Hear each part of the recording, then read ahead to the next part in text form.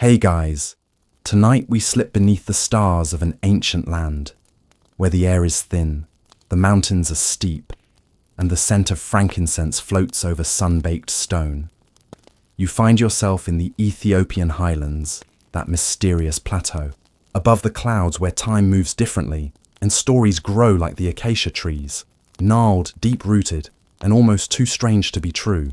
The sky is a dome of blue-black velvet, so close you could scrape your knuckles on the stars if you stretched just a little farther. Somewhere not far, drums beat low like a resting heart. But here, near the fire, it's quiet. You're wrapped in a soft woolen shawl, the kind that smells faintly of smoke and wild thyme. Across from you sits a woman in robes brighter than the firelight. Her crown isn't heavy gold, it's the weight of decisions, schedules, and diplomacy. She doesn't smile, but her eyes flicker with something sharper than steel. Command. Tonight's story isn't about blood and battles, not really. It's about what happened while the men were out wrestling lions, or each other, for fame and honor. The real business of ruling. That happened right here, in palace chambers, in village councils, in temples, under the hands and gaze of women who didn't just support the kingdom. They were the kingdom. You probably won't survive this royal bureaucracy. Honestly, it's fiercer than any wild animal. But you'll drift off knowing who really held the reins while the men ran after beasts. So, before you get comfortable, take a moment to like the video and subscribe, but only if you genuinely enjoy what I do here. And hey, I'd love to know where you're listening from and what time it is over there. Drop it in the comments below. Now, dim the lights.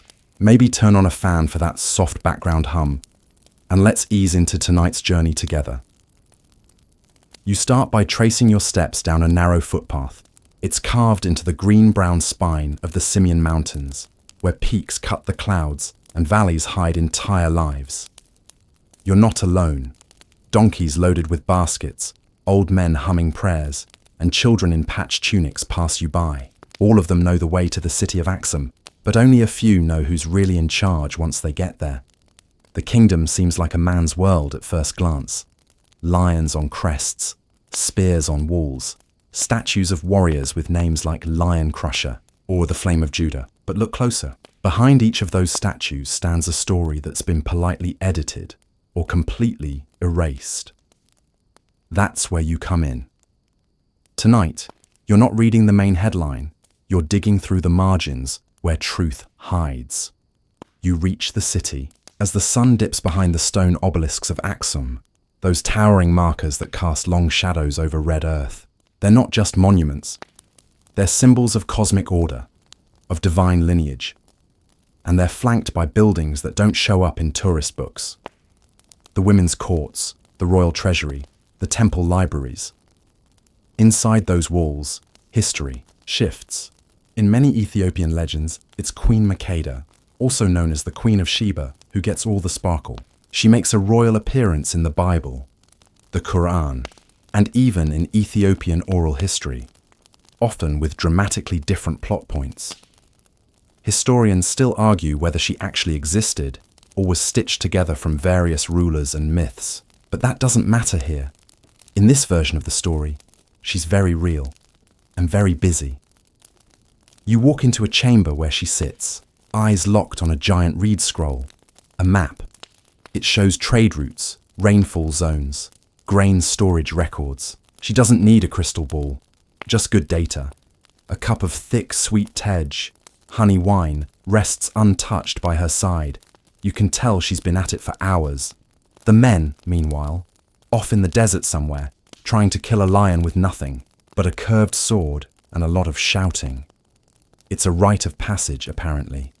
But while they chase glory, Makeda moves armies like chess pieces and sets up trade with Sheban merchants, who respect her, not just for her titles, but because she always delivers exact quantities of salt and incense on time. Logistics, baby.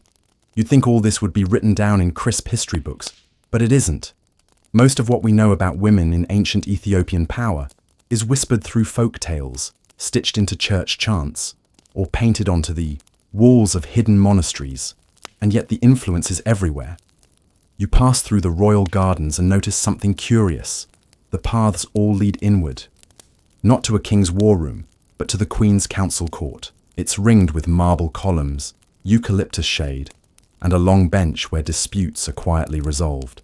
No grand declarations, just nods, documents, and silent decisions. Even now, as the dusk cools the air, you hear a sharp clapping.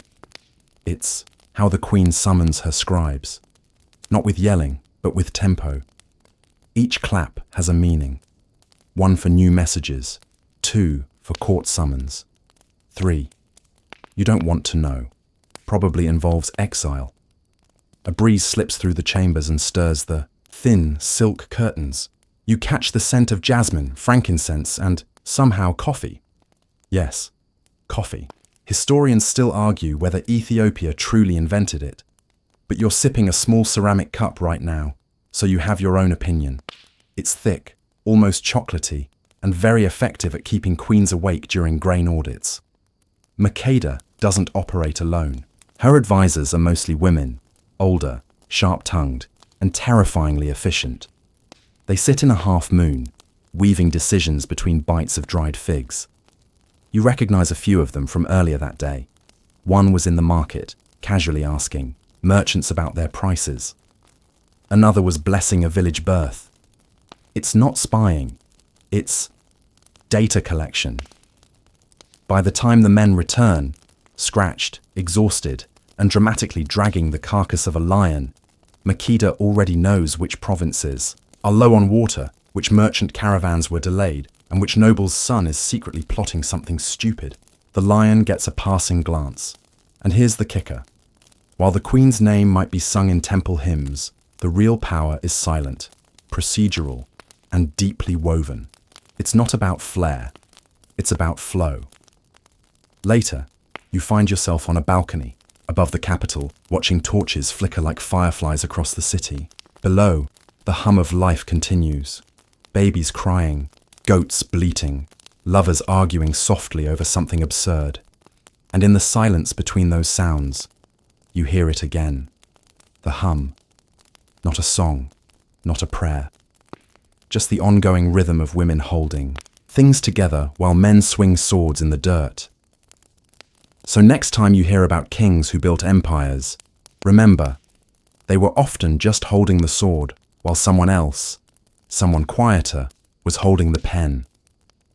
And that pen? It never stops writing.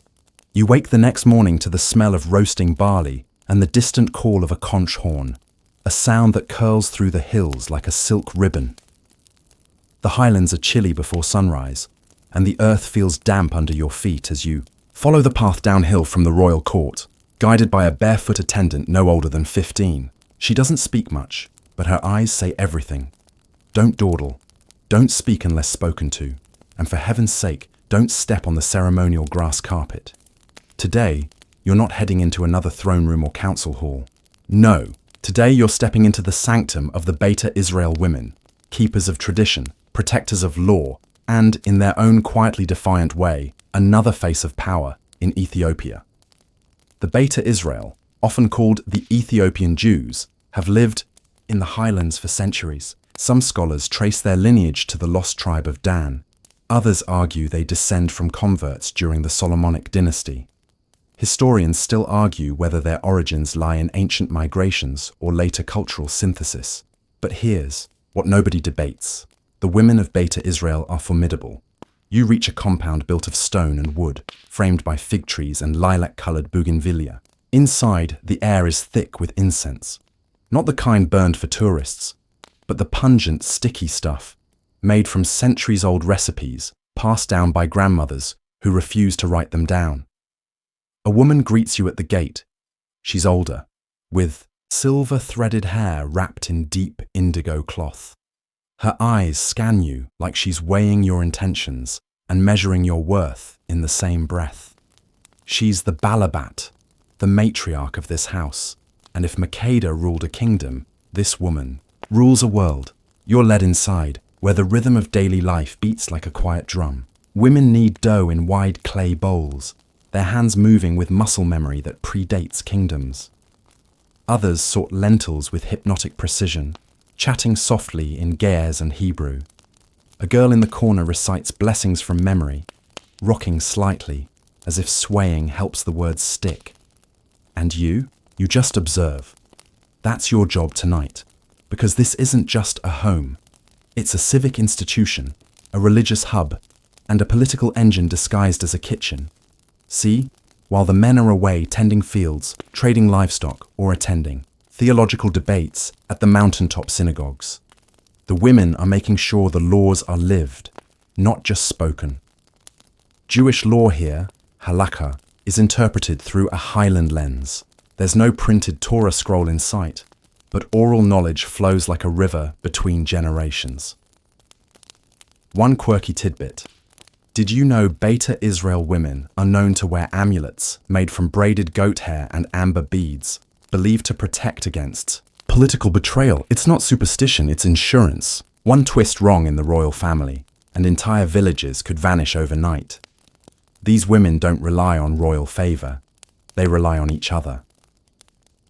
As you settle into a woven stool near the hearth, you notice something strange. The youngest women lead the prayers. Not the eldest, not the men. The logic? Young minds must be trained early to carry wisdom forward. A teenage girl recites something about exile and return, about patience and fire. Her voice is soft, but unshaking. This isn't a performance. It's a rehearsal for life. The Balabat watches her with a kind of satisfied squint. She leans toward you and whispers. Ruling isn't shouting, it's teaching. Midday arrives. The compound grows louder, pans clatter, children burst in from chores, and a hen somehow ends up on the roof. Through it all, the women don't pause. Orders are given with raised eyebrows and clipped syllables. You watch a dispute break out between two sisters-in-law about a betrothal arrangement. No one fetches a man to resolve it. Instead, the Balabat quietly motions, and 3 elder women step aside, take the 2 younger ones with them, and talk. Not argue, talk. By the time they return, cheeks are damp, but eyes are calm. Verdict rendered. Case closed. Try pulling that off in a war council. Outside, a messenger arrives, breathless, dusty, holding a clay tablet stamped with the Queen's seal. He doesn't ask for the husband or father. He asks for the household's decision-maker. The tablet contains an invitation. The Queen wants representatives from Beta Israel at the upcoming harvest treaty. Traditionally, only men attend. But guess who's going? The Balabat turns, shrugs, and says something that makes everyone laugh. Let them bring their lions. I'll bring my ledger. See, even in a system that looks patriarchal, influence flows in strange currents. The Beta Israel women are not just mothers or cooks or hidden scholars. They're political agents, cultural preservers, and, most impressively, unofficial historians. You're told of a story, more legend than fact, perhaps, but too juicy to ignore. During a royal dispute in the 12th century, a Beta Israel woman named Tiruwork convinced an entire garrison to surrender by sneaking into their fortress dressed as a beggar and poisoning their water supply. Not with venom, but with fermented cactus sap that caused everyone to sleep for 2 days. By the time they woke up, the flags had changed and no blood had been spilled. Historians still debate whether Tiruwork existed. Some say she was invented to explain a peaceful coup. Others claim her descendants still live in the region of Gondar, passing down the family recipe for sleep sap. Either way, you can't help but admire her style. As the sun dips low, the women gather for evening prayers. You're invited to stand in the back, to observe, not to participate. Respect matters here, and being quiet is a form of reverence. The chanting rises, soft at first, then stronger, echoing against the stone walls until the whole courtyard hums like a lullaby. It's in this moment that the lesson crystallizes. This isn't a story about rebellion, it's a story about resilience. The men, with all their wars and lion hunts and treaty scrolls, are part of history. But the women, they are history. their rituals, their rules, their recipes. They've carried culture through droughts, invasions, famines, and plagues. While cities burned and dynasties toppled, they were teaching girls to memorize psalms and boys to respect the Sabbath. And just before you leave, the Balabat calls you over one last time. She presses a dried sprig of rue into your hand. A common herb here, used in everything from cooking to protection spells. For memory, she says, in case you forget who raised the kingdom while the others chased lions. You walk away under a sky smeared with stars, your thoughts heavy, your eyes heavier. The scent of incense clings to your clothes, and somewhere inside, a small voice whispers, "What history books forget to say?" Power isn't always loud. Sometimes it hums through a kitchen. Sometimes it prays in silence, and sometimes it wears a braid instead of a crown. You rise before the sun does. The highland wind whispers through the cypress trees, tugging gently at your shawl as you walk across flat stones still wet with morning dew. The palace grounds feel different today, emptier but heavier, like the sky is holding its breath. Today, you're going deep into the temple archives, not the ones on display for traveling dignitaries or curious monks from Alexandria. No, these are the locked-away scrolls, the ones wrapped in sheepskin and hidden inside cedar trunks, the ones that hold secrets, not about gods or saints, but about queens, and not just queens by blood, queens by brain. You meet a priestess at the gate. She's wearing a plain white Nutella cloth, folded twice and draped over her shoulder with precision that feels almost military. Her hands are ink-stained. Her eyes, wide awake, she greets you with a nod, then turns silently and walks toward a chamber carved directly into the stone mountainside. You follow her without a word, because what you're about to see isn't shown, it's granted. The archive is lit only by the sun, funneled through narrow slits in the ceiling. The walls are lined with scrolls, some brittle and brown, others newer, still fragrant with fresh ink and honey glue. There's no alphabet chart here, no guidebook, just you, the scent of eucalyptus smoke, and centuries of whispered knowledge. Here's the thing. History written by women in ancient Ethiopia didn't always survive. But that doesn't mean it didn't exist. It just took different forms. You sit cross-legged as the priestess unrolls a scroll that crackles like firewood. It's not written in Ge'ez or Amharic. Not entirely. It's a code. A mix of symbols, metaphors, and numbers. A kind of layered language used to record moments that weren't safe to speak aloud. These scrolls weren't meant to glorify kings. They were survival manuals for the women who navigated the kingdom's shifting political currents. You trace your finger along a passage that, once deciphered, reads like this. In the year of dry rain and weeping trees, Queen Sarai sent false grain to the warriors' camps. They wept not for hunger, but for remembering. At first glance, that sounds like poetry, but read by the right woman, at the right time, it's a strategy. False grain was a signal, a coded message to recall troops from a civil conflict, staged in a way that allowed male leaders to save face, while Sarai pulled strings in. Silence, you pause. Goosebumps. This isn't the history they teach in schools. See, women like Sarai didn't leave behind statues. They left behind systems, decentralized, hidden, but incredibly durable. And they did so through a network of temple scribes, herbalists, and what we might now call political whisperers. These women weren't just rulers, they were information brokers. And that brings us to the Mikatari, a lesser-known institution of elite female record keepers who served as both archivists and advisors. Historians still argue whether they were formally recognized by the royal court or operated more like a shadow network, but the evidence is tantalizing.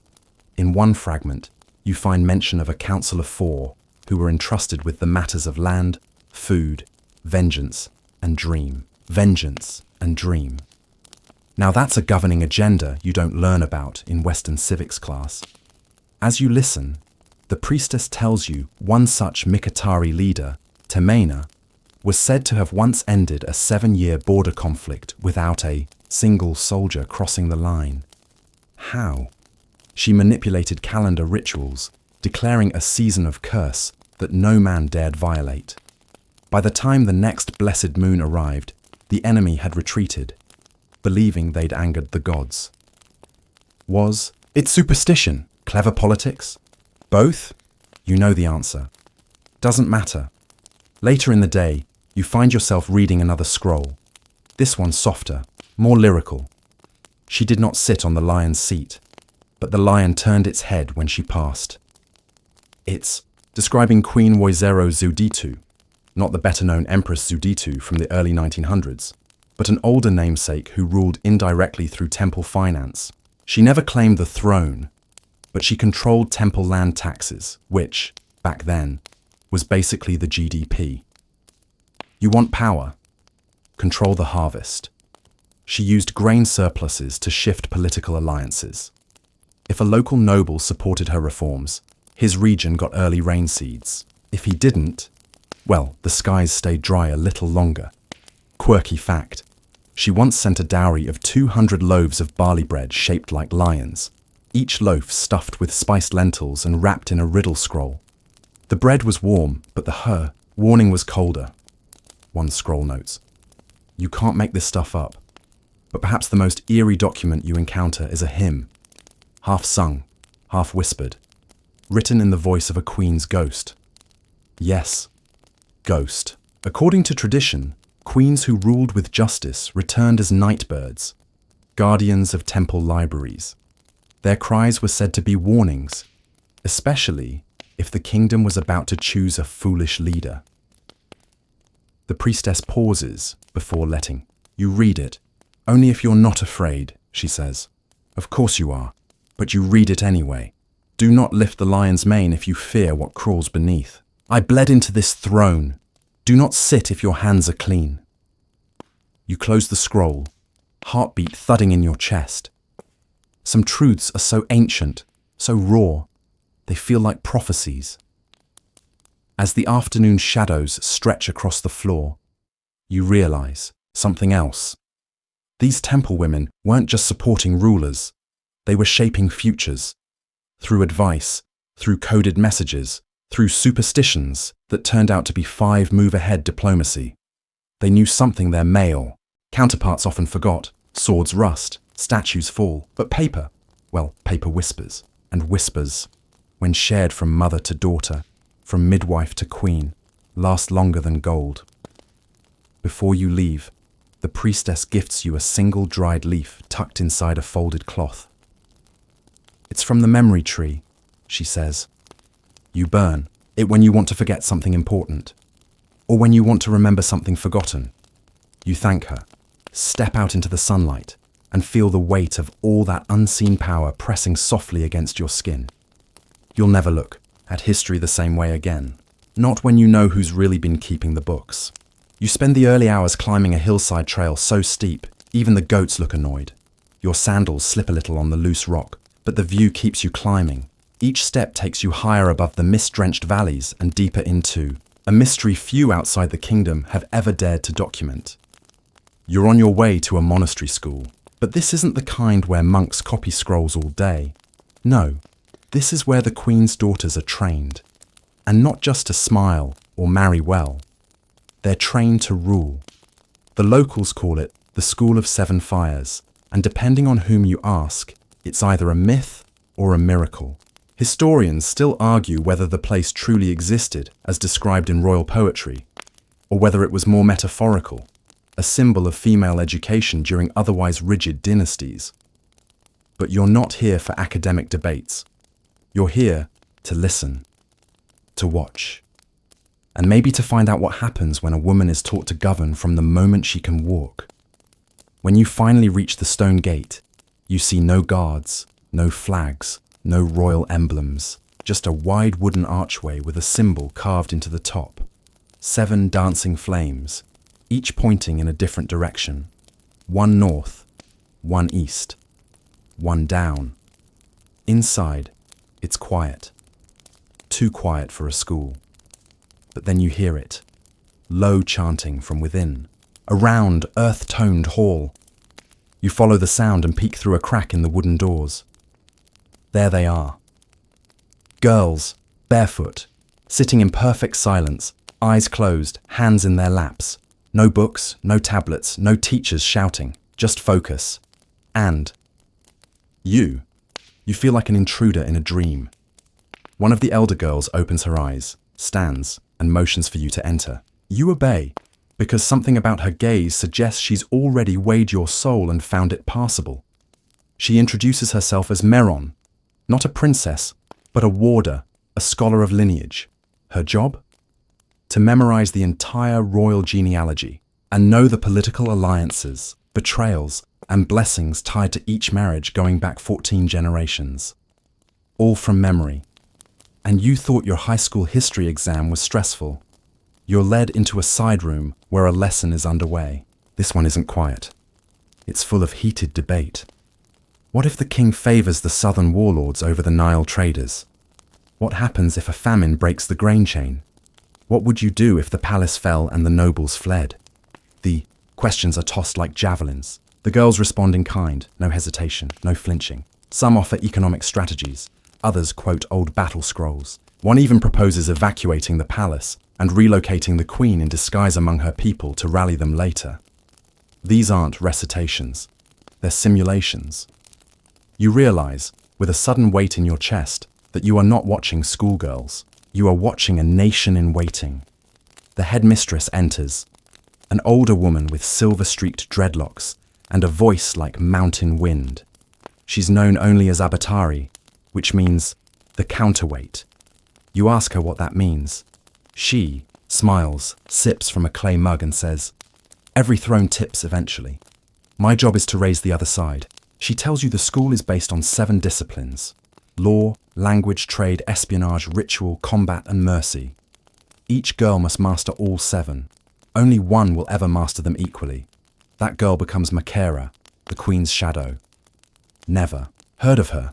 Exactly the point. The Makera is the advisor who isn't listed in the records.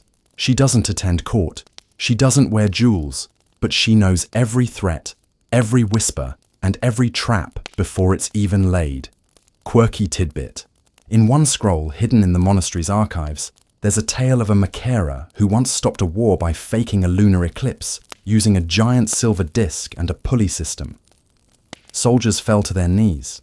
The attacking general turned back. Nobody asked questions. As the sun rises higher, the girls switch from debate to physical training. You watch as they wield short spears. Not with brute force, but rhythm. Each move choreographed like a dance.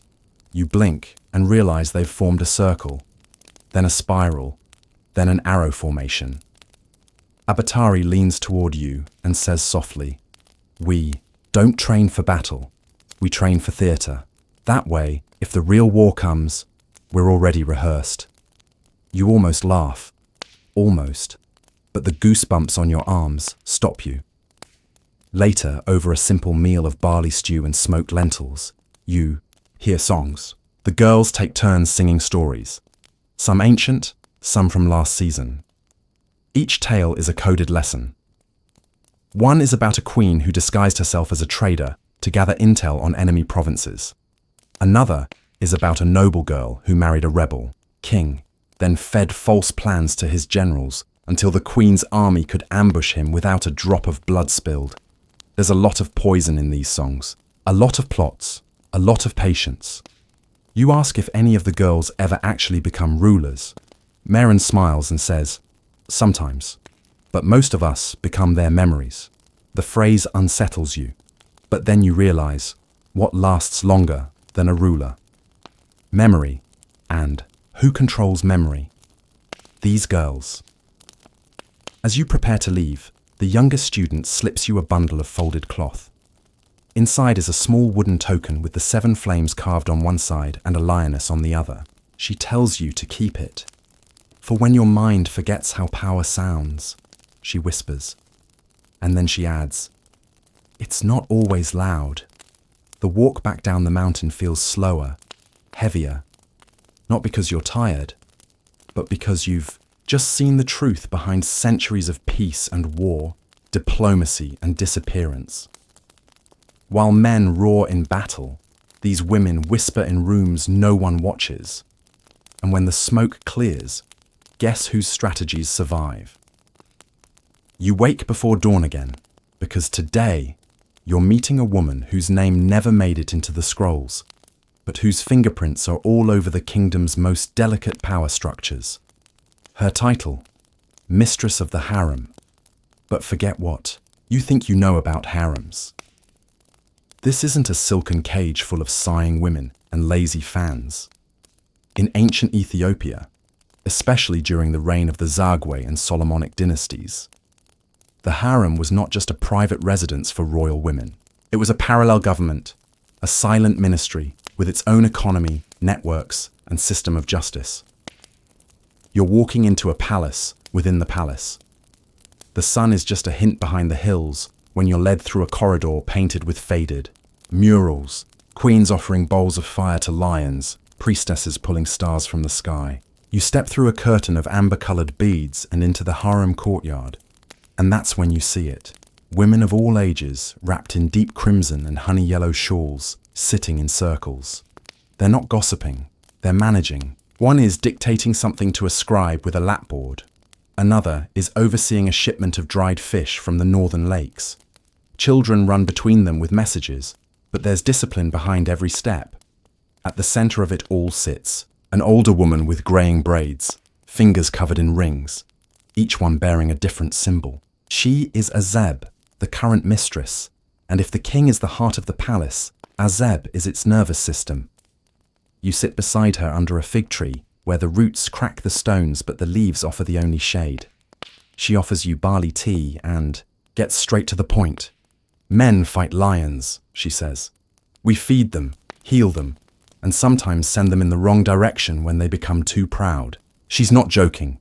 The harem isn't a retreat, it's a command center. Every consort, servant, tutor, and midwife here is trained in more than etiquette. They're taught reading, herbal medicine, negotiation, and, yes, espionage. Historians still argue whether the harem women had any say in court policy or diplomacy. Some say they were merely passive, responding to the world made by men, but more recent studies suggest otherwise, that they shaped the very environment in which the king made his decisions, like water shaping stone. Here's a quirky detail. In one uncovered letter from the 14th century, a noblewoman writes to her cousin in the harem, asking her to loosen the king's stomach before the meeting. Not with poison, don't worry, she means emotionally. The mistress of the harem, it turns out, also managed the king's moods by managing the flow of information to him. Complaints were softened, insults reworded, good news timed to perfection. It was theatre, but with the fate of provinces on the line. Azeb walks you through the inner records, a set of ledgers that don't record gold or grain, but debts of loyalty. These ledgers are updated with quiet notes. Who visited which healer? Who requested which prayer? Who refused to dance when asked? This is soft power, and it runs deeper than politics. You ask her what happens when a queen falls out of favor. She shrugs. Sometimes she becomes more powerful. A fallen queen has nothing to lose. She has time to read, time to listen. And listening is what builds power here. The walls of the harem are thick, but the ears are sharper than knives. Messages come in from every corner of the empire. Traders, eunuchs, priests, even traveling musicians who hide coded warnings in their lyrics. Azeb's women hear it all, filter it, and, when needed, whisper it up the chain. One scroll even mentions a silken accord, an informal intelligence pact. Among harem mistresses from different regions, they exchanged perfumes with subtle variations. Each scent a different piece of news. Rosewater meant victory. Frankincense meant famine. Sandalwood, betrayal. You can't make this stuff up. In one legendary account, during the brief reign of Queen Gudit, a figure both feared and revered, a group of harem women allegedly faked a royal birth to distract rebel factions. They staged an entire birthing ritual, complete with screaming midwives and milk-soaked cloths. while the real queen was already miles away, rallying loyalists. Historians are still split on whether that story's true. But even if it's not, the fact that it circulates speaks volumes. You ask Azib about succession. How do they prepare future queens? She waves toward a shaded alcove where two girls, no older than 12, are practicing argument. One plays a noble, the other plays a widow begging for land rights. They go back and forth, each sentence more cunning than the last. They'll never be queens, Azib says, but they'll serve one. And that might be more important. You learn that every royal daughter born into the palace spends her first 13 years within the harem's walls, not to be kept safe, but to be forged. She learns not just scripture and sewing, but also politics disguised as play. One game, called Feast of Ghosts, involves pretending to host a banquet where each guest is a historical traitor. The goal? Spot who's lying before dessert. You ask to play it. You lose badly. Before you leave, Azeb brings you to the herbal chamber. It's not just for healing. The dried herbs here are part of a network of female-coded messages, each combination known only to a handful of women. Juniper with sage, a warning, basil and myrrh, a blessing, dried rosemary wrapped in banana leaves, a signal to act, immediately. You breathe it in, and your head swims. Not because the scent is strong, but because the power it represents is so ancient, so quiet, you almost missed it. The final moment is the most unexpected. Azeb hands you a mirror, just a small one, polished bronze. On the back, an inscription. The lion sees only what it faces. You ask what it means. She smiles and replies, "That's why we stand beside it." And just like that, you understand. The harem wasn't about being hidden. It was about choosing the angle, the timing, the frame. Because sometimes the sharpest blade isn't a sword. It's the hand that chooses when the king speaks. What he hears, and whether or not he ever finds out what really happened that night in the council room. As you walk away, past the beaded curtain, into the sun-blasted courtyard, one thing is clear. The kingdom isn't run in the throne room. It's balanced here, among quiet steps, shared glances, and voices just low enough to be mistaken for silence. You walk downhill now into a different part of the compound, no less important, but far less ornate. Gone are the incense trails and gold-threaded shawls. Here, things are practical. The air smells of stone dust, warm bread, and the sharp scent of vinegar. And here, once again, you meet a woman who changes your idea of power. Her name is Makda, and she's a royal engineer, not just a mason, not just a builder, an architect, a mathematician, and if you're honest, a bit of a magician. Because what she does with rock and slope and light doesn't feel entirely of this earth. She's overseeing repairs on one of the Lalibela rock-hewn churches, a labyrinthine cluster of cathedrals carved downward into the red volcanic stone of northern Ethiopia. Each one created, rumor has it, with divine help. But Makda just rolls her eyes when someone brings up angels. "I've yet to see an angel haul basalt," she mutters, patting the side of a column that leans ever so slightly east. She jots a note on a tablet, using a stylus that looks suspiciously like it used to belong to a priest. You follow her through narrow channels, places where the walls breathe cool against your skin, and the sunlight filters in at angles that make every dust mote feel sacred. Here, faith and physics collide, and women like Makda are right at the center of it all. Historians still argue whether women formally held the title of architect or engineer in medieval Ethiopia. The surviving records are thin, but oral histories, songs, poems, proverbs tell a different story. They speak of stone mothers, women who measured with the moon and spoke to the walls. Makda confirms it. "My grandmother taught me how to feel the tilt of a room by the way tea slides. In a bowl," she says. "No king ever taught me that." She brings you to the heart of Beta Georgis, one of the most famous churches in Lalibela.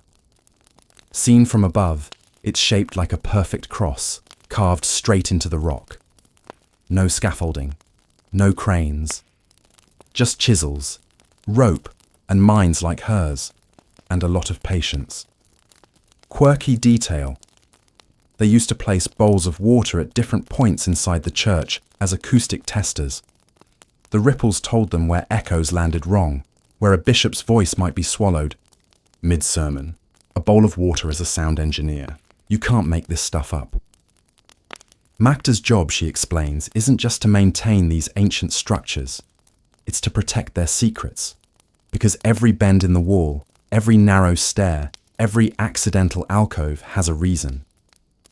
Hidden passages, cooling systems, spaces that magnify whispers but muffle footsteps. Some believe these features were designed by angels, others by women with too much time and too little recognition.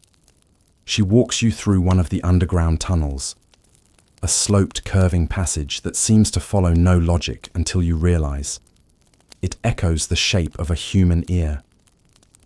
She calls it the listener's path. When ceremonies are held above, this tunnel amplifies the chants and footsteps, making them sound like thunder rolling through the belly of the earth. They say God listens from here, she grins. I say, so do I.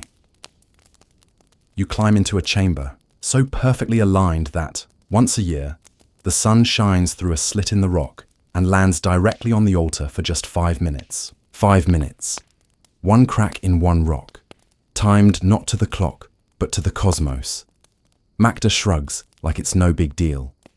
Takes a few years to learn the math, and 20 to get it right. You sit in the shadow of that chamber as she explains how the builders, men and women, by the way, used plumb lines made from spider silk and angle measuring devices based on camel bone. Don't laugh, she says. It's more accurate than your little metal box. Touché. You ask her if women ever designed anything outside churches. She laughs so hard she chokes on her tea.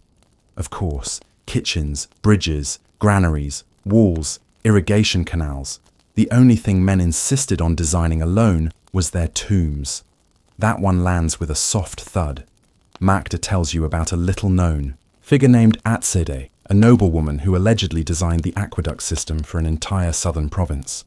Her plan used gravity-fed flows, leveraging natural slope and clay-lined trenches to move water through villages and fields. The people called her she who draws rivers with her finger. Some scholars doubt her story. They say no woman could have directed such a vast public project. But those same scholars never tried arguing with a woman who knows which way water wants to go. You pass by a crumbled wall, just a ruin now. Magda points to the stones. See those little scratches? She asks. Signature marks. Every builder. I had one. Mine is the spiral. You see it. Barely etched. It's the kind of mark that says, I was here and I knew what I was doing. And suddenly, the silence of history feels less final. You begin to realize there were 2 Ethiopias, one that got written down, full of kings and lions and blood and battles, and one that got built up, slowly, patiently, by women like Magda, one that still stands. Before you leave, she places a stone in your hand. It's warm, heavy, carved, with a spiral. Keep it level, she says, or everything leans wrong. And maybe she's not just talking about architecture. As you exit the church, blinking into the sun, the landscape opens up. You can see the whole compound, the worn paths, the scaffolds, the shadows. And somewhere behind you, a tunnel shaped like an ear listens to your steps. The churches of Lalibela aren't dead. They breathe, echo, hold memory, and etched deep into every wall is the touch of women who refuse to be just background music. They were the rhythm. You step away from the carved stone churches, still feeling the echo of Magda's spiral-marked wisdom in your palm, and into the open fields where another story waits. Less sacred, perhaps, but no less powerful. Because you're not just walking through a land of queens and architects. You're walking through farms, through food, through the very belly of the kingdom. And guess who's in charge? A woman named Hirut, with hands like cedar bark and a voice like a bird who's seen too many storms to still be afraid of the wind. Hirut is a landholder. Yes, you heard that right. Not just a farmer. She manages fields that stretch like green patchwork all across the hills, and she does it with a strategy that would put any chess master to shame. Except instead of pawns and bishops, she moves lentils and barley, oxen and rainfall. This is not a women stayed in the kitchen kind of story. Not in Ethiopia, not in this century, and not in Hirut's world. Here, the kitchen was the command center, and the fields, that was the empire's real heart. You sit with her beneath a fig tree while she slices bread baked from teff, the ancient Ethiopian grain that looks like tiny brown freckles but holds worlds inside it. The kind of grain that built bones and battles, that was sacred enough to be used in religious fasting, but humble enough to feed villages through droughts. As she breaks the bread, she talks. Food is how we ruled, she says, not smiling, not joking. And you begin to understand. In times of war, queens had the armies, but the women who ran the fields had the supply lines. When men rode out in lion hunt parades or distant raids, someone had to make sure the soldiers weren't eating leather straps for dinner. Someone had to know when to plant, when to store, when to slaughter. And someone, more often than not, had to say no when a prince wanted to feast while the granaries were low. Quirky fact: there are folk tales about noble women using fermented honey wine as currency, trading it for livestock, or even influence in local courts. Some say a sharp-tongued land mistress once bought her freedom back from exile with a single barrel of perfectly aged tej. Hirut isn't interested in legends. She's interested in yield per acre, weather cycles, and what she calls goat psychology. You have to look them in the eye, she says, adjusting her scarf. If they blink first, they're going to steal the millet.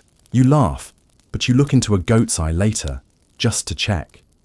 She teaches you how they co-farmed in rotations, barley in spring, teff in summer, legumes to heal the soil, and behind it all, women like Hirut held notebooks, mental ones, passed down by mothers, aunts, grandmothers. They knew which plots flooded too fast, which trees attracted bees, which seeds didn't like moonlight. It sounds poetic, but it was science, oral, intimate, and exact.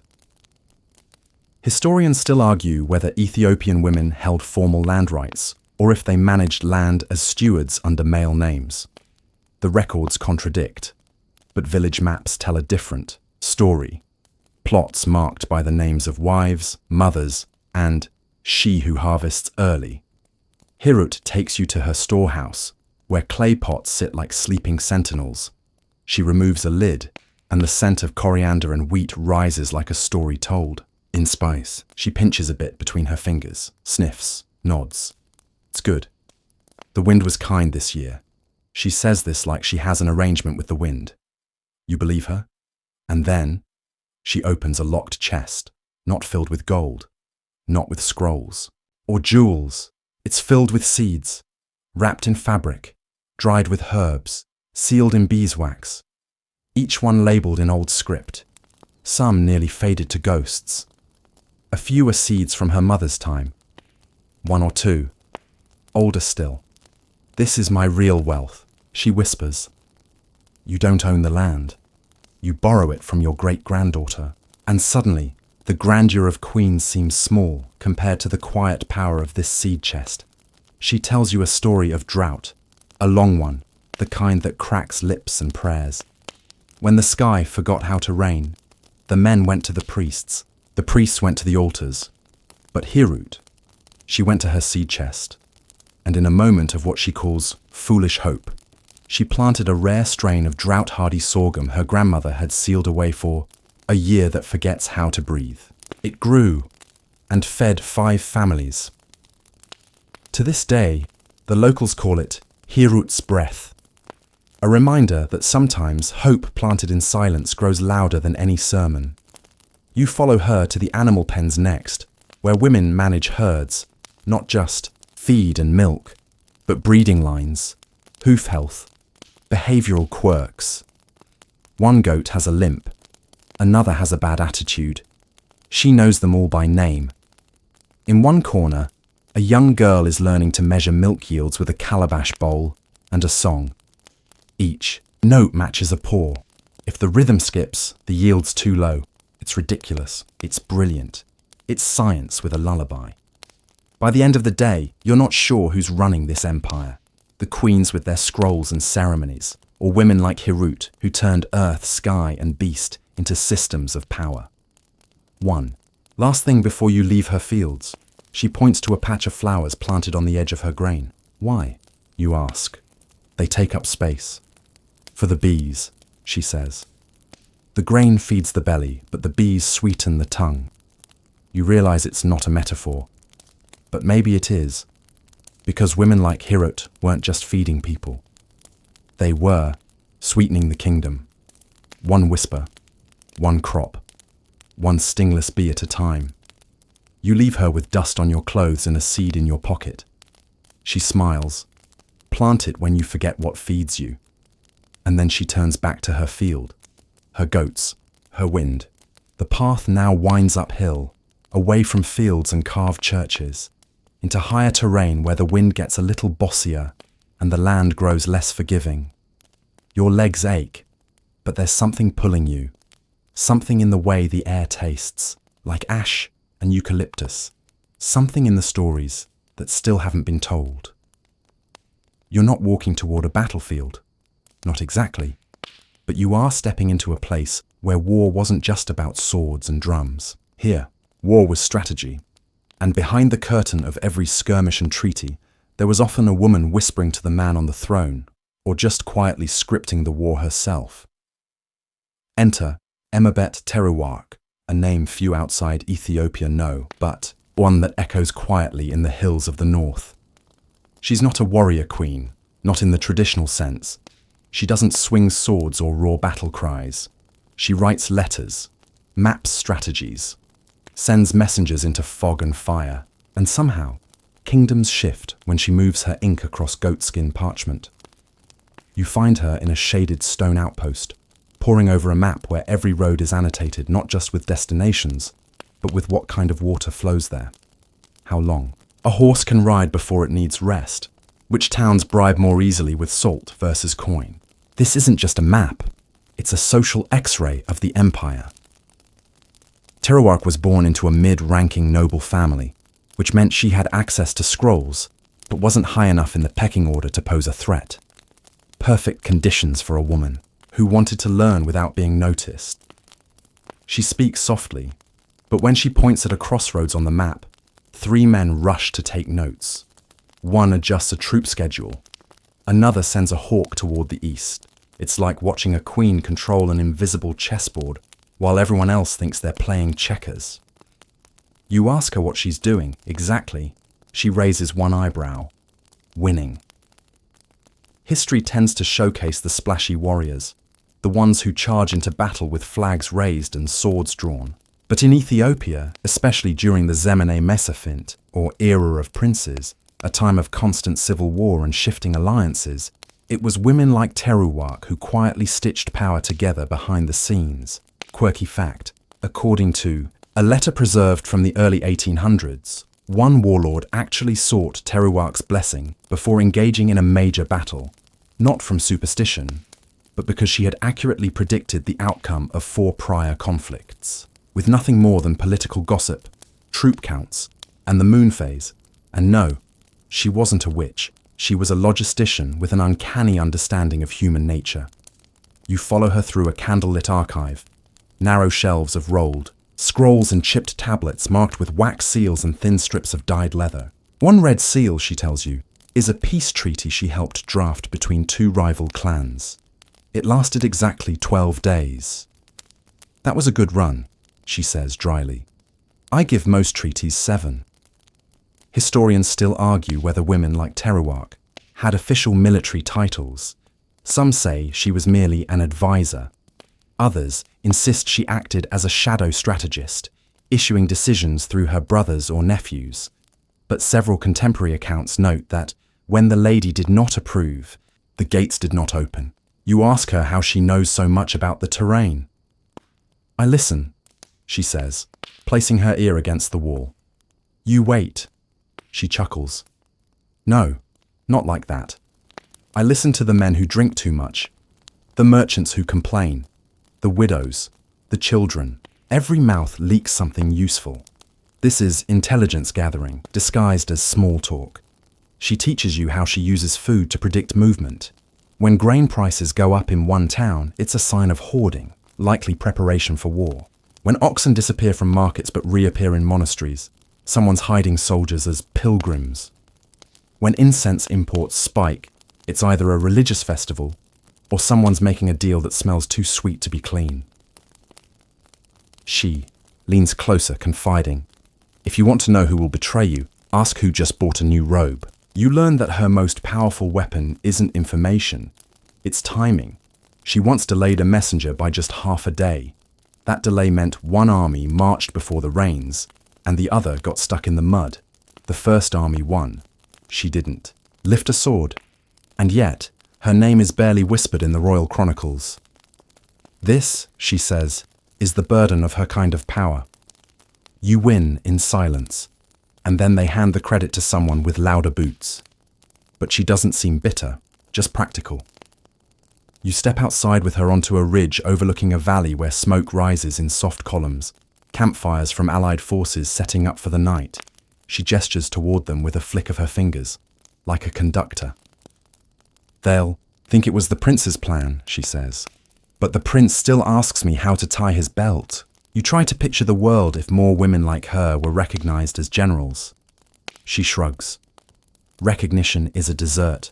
Not everyone gets it. But the work feeds the empire. That line sticks with you.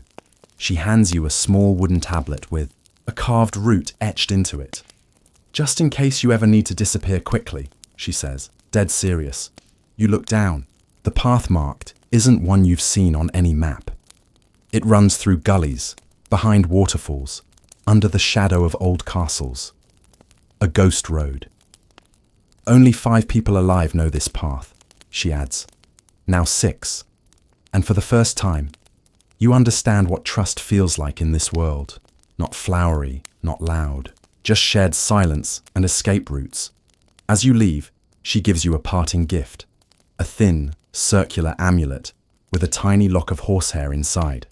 For speed, she says. Or maybe just for luck.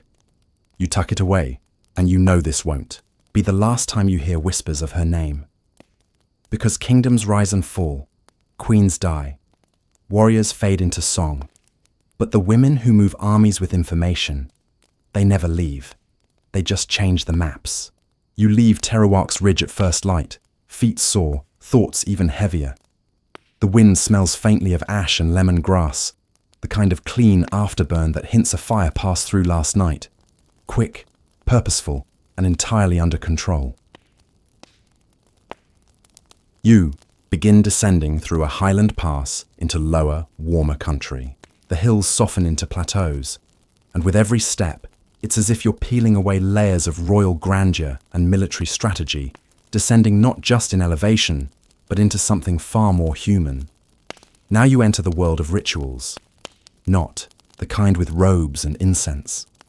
No thunder-cracking miracles or golden chalices here. These are everyday rituals, domestic traditions passed from grandmother to granddaughter, sharp as vinegar, sacred as salt. And in this part of Ethiopia, these rituals weren't just part of the culture, they were the glue that held kingdoms together while men hunted lions and generals plotted coups. You're welcomed into a circular tukul, one of those traditional huts made from mud and thatch, its floor swept clean with lemon branches, its air thick with the scent of roasting coffee and a hint of frankincense. Inside is Vaisaro Saba, a woman in her 80s with eyes like wet embers and a memory sharp enough to correct a priest. She doesn't rise when you enter. She gestures you down. You sit cross-legged before her as she grinds coffee beans by hand, slow, firm, rhythmic, as though the act is more spell than chore. "Let me show you how we built nations," she murmurs, with beans and flame and quiet eyes. The coffee ceremony. Here isn't just about caffeine, it's about witnessing. Every movement layered with intention. The first round is for honor, the second for reflection, and the third cup is for the soul, she whispers. You don't drink it until you've remembered the names of your dead. You sip the first cup and slowly begin to understand. This ritual was never merely domestic. It was diplomatic, political, emotional armor. Every woman who prepared these ceremonies was managing not just a home, but a court, a tribal negotiation, a power-balancing act disguised as hospitality. Saba tells you about the time her aunt hosted a feuding chief and his enemy in the same hut. She made sure their mats overlapped, their cups touched, their children played within view. Nothing was said aloud. But when the third cup was served, the men leaned back at the same time. Peace followed within the week. Quirky detail. Some villages trained young girls to read a guest's intentions by the way they sipped the second cup. If they slurped, they were impatient. If they cradled it, they sought comfort. If they refused, they came to betray. Saba chuckles. We had more intelligence than the emperor's spies. We just used sugar bowls instead of scrolls. She lights a small brazier with myrrh and basil, and the air goes thick and trance-like. You're told this is called etan, and it's not just for fragrance, it's used to open the nose of memory. Old women use it when they want to recall a lost name, or stir a dream left too long untouched. You ask if this is spiritual. She taps your head. No, it's scientific empathy. We prepare the mind, like priming a canvas. Historians still argue whether Ethiopian domestic rituals were considered soft power, or whether they were fundamentally dismissed by the male record keepers of the era. Some say they were apolitical. Others argue the opposite, that every plate placed, every cup poured, was a calculated move in a larger social machine. You learn about injera diplomacy. Yes, the fermented flatbread served at every meal. The woman who served the bread controlled the rhythm of conversation. Want to delay a tense topic? She'd distract with an extra fold. Want to escalate? She'd forget the side dish. Food became a language older than most alphabets. Then there were the wedding weavers, women who embedded entire family lineages into woven shawls, gifting them to brides who wore them as legal, emotional, and spiritual contracts. You wrap one around your shoulders, feel the soft prickle of old wool and holy threads, and wonder how many histories have been written this way, stitched, not inked. You watch as Saba prepares the third cup of coffee, but before you can drink, she asks you to close your eyes. Name someone you've lost, she says.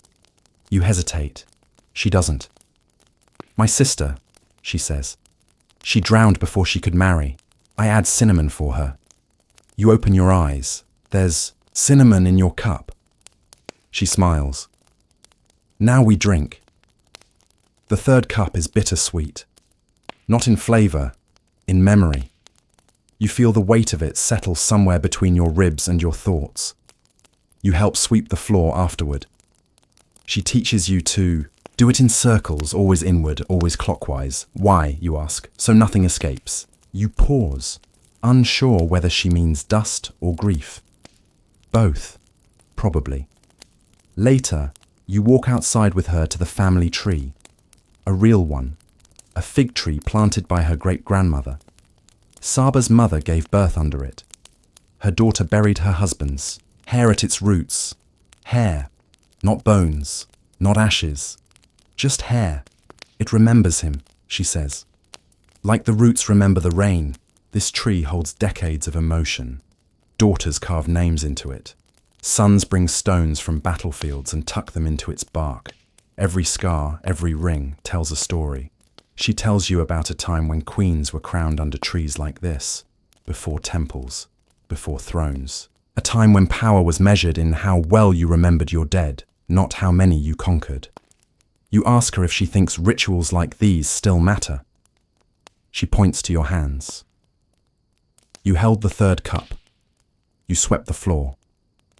You didn't die. And then she laughs. So yes, I'd say they still matter. As the sun begins to lower, turning the sky honey gold, You feel something in your chest shift. It's not quite sorrow, not quite comfort, just a deep, velvety stillness, the kind that only rituals can leave behind. You thank her. She nods. Nothing more. You leave with cinnamon in your breath, and coffee grounds under your fingernails, and the smell of basil, myrrh, and warm memory trailing behind you. You walk for hours beneath a sky the color of worn parchment. The highland mist is gone now, replaced by dry heat and a chorus of buzzing insects. The land stretches wide, no longer cloaked in shadowy politics or embroidered rituals. This is open country, sparse, raw, and humming with a kind of ancient tension. The road you're following is old, even by Ethiopian standards. Dust rises with each step, and the horizon feels like it's holding something back. That something is blood. Because now you're stepping into the part of the story where men roared like lions and women ruled in the echo. These weren't courtly queens or polite hostesses. These were battle widows, not content to cry behind veils or disappear into prayer. When their husbands died in combat, they didn't just bury them. They replaced them in strategy, in revenge, in cold, calculated power. And in one village in the province of Gojam, you meet the most infamous of them all. They called her Ade Sehin, though some whispered a darker title behind closed doors, the Widow Regent. She's not remembered in state archives, but her name still haunts the lullabies sung by great-grandmothers. She didn't inherit a crown. She earned it, through loss, through fire, and through one of the strangest power moves you've ever heard of. Her husband, a minor noble with a tongue faster than his sword, died during a failed ambush. His head was brought back on a pike, standard procedure. But Adi didn't scream. She didn't cry. She held the head in her lap and braided its hair. 3 days later, she rode into a council meeting wearing his blood-soaked shawl and issued orders under his name. No one dared oppose her. Some say they were too shocked. Others say they already knew who'd been pulling the strings all along. You meet her through the story of her granddaughter, who still lives in the region. A woman named Mary, now nearly 90, skin like carved leather, and eyes that pin you like a hawk. She remembers sitting beside Ade as a child, being taught to count battle formations using lentils, red for cavalry, yellow for foot soldiers, black for the spies. Ade's command was clear: never let grief make you small. Quirky detail: she trained geese as early warning guards around her camp. They were noisier than dogs and didn't sleep at night. According to Mary, it was a goose, not a soldier, that caught an enemy scout trying to sneak in under the fence. And yes, that goose got a name. General Honk. No, you're not making that up. You walk through the dry fields, where Ade once held war meetings. No maps, just dirt, twigs, and her bare hands. She would draw her plans into the earth, then sweep them away when the sun got too high. Nothing written, nothing left behind. Because spies can't report what they can't remember, she used to say. You stop at the remnants of an old fire pit. Here, Ade once hosted a council of enemy widows, women from rival clans who'd also lost their men in battle. Instead of seeking vengeance, she offered them land. Not gold, not promises, just space, territory. She knew something the men didn't. Widows don't want war, she said. They want a place where their sons won't die like their fathers. Historians still argue whether Ade was an early example of matriarchal diplomacy, or just a ruthless opportunist who used grief like a weapon. Some scholars say she manipulated mourning. Others insist she redefined what power looked like in a battlefield society. Mary shakes her head at both theories. She just didn't have time for nonsense. You learn how Ade managed supply chains, smuggling food and weapons using funeral processions. The coffins, empty. The mourners, couriers. The churches, safe houses. She turned mourning into a logistics system. One time, she rerouted an entire cavalry unit under the cover of a fake wedding. The groom was a goat, dressed in embroidered silk. The guests, all armed. The music, a coded message. You sit beside Mary as she pulls out a faded piece of parchment from an old wooden chest. It's not a letter. It's a list of names. Dozens of them. Women who served under Ade, who led their own groups, ran their own missions. Not soldiers, not wives, battle mothers. They fought, not for expansion or glory, but for stability. They didn't dream of empires.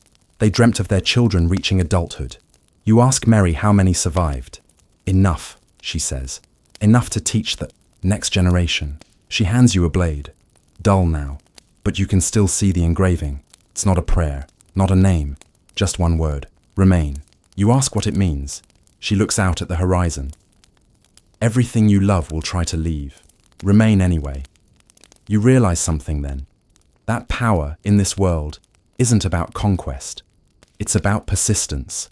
Staying when others vanish. Holding the line when grief wants to knock you down. You leave her village with dust in your teeth, memories stitched into your sleeves, and one sharp truth lodged in your chest like a thorn.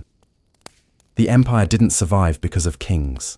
It survived because of women who refused to disappear, and now, so do you. Your path curves southward now, slipping from the dry edge of Gojam into the softer green folds of Ethiopia's southern highlands.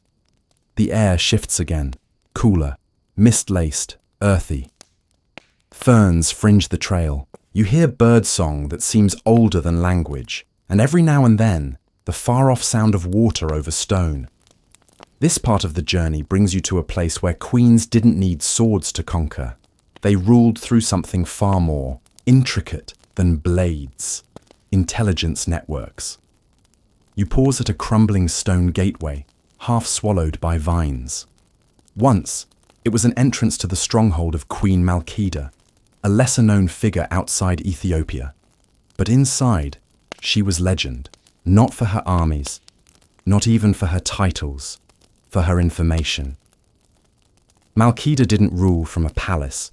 She ruled from a seat beneath a fig tree, surrounded by scrolls, decoders, herbalists, whisperers, and dream interpreters. Think less Game of Thrones, more Mission Impossible with incense. The kingdom of Damot, where Malkida held sway, wasn't the largest, but it sat on a trade artery that connected ivory traders from Sudan, gold merchants from Kenya, and incense smugglers from Arabia. And Malkida, she knew everything that passed through, not because of soldiers, but because of women who listened. You meet one of her descendants, or so she claims.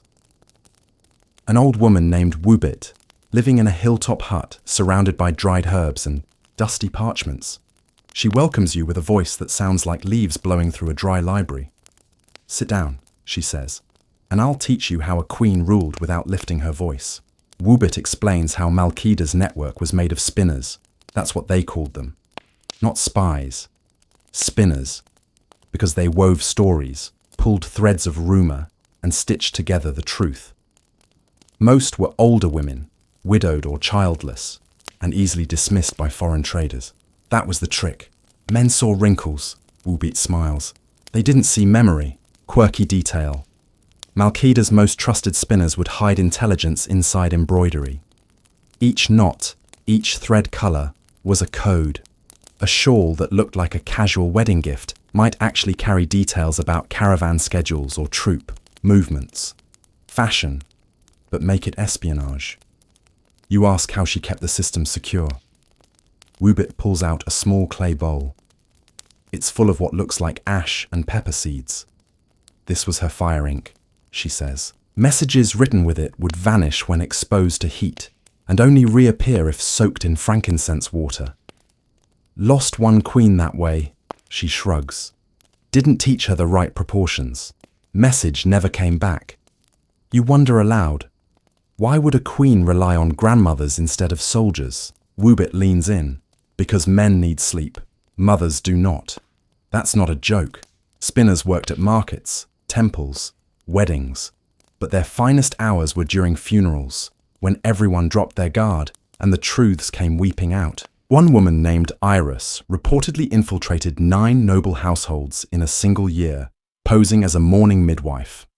Sometimes, Wubit says with a smirk, The best secrets are whispered into grief. Historians still argue whether Malkida's intelligence network was exaggerated in oral tradition, or if it truly formed the backbone of Damut's power.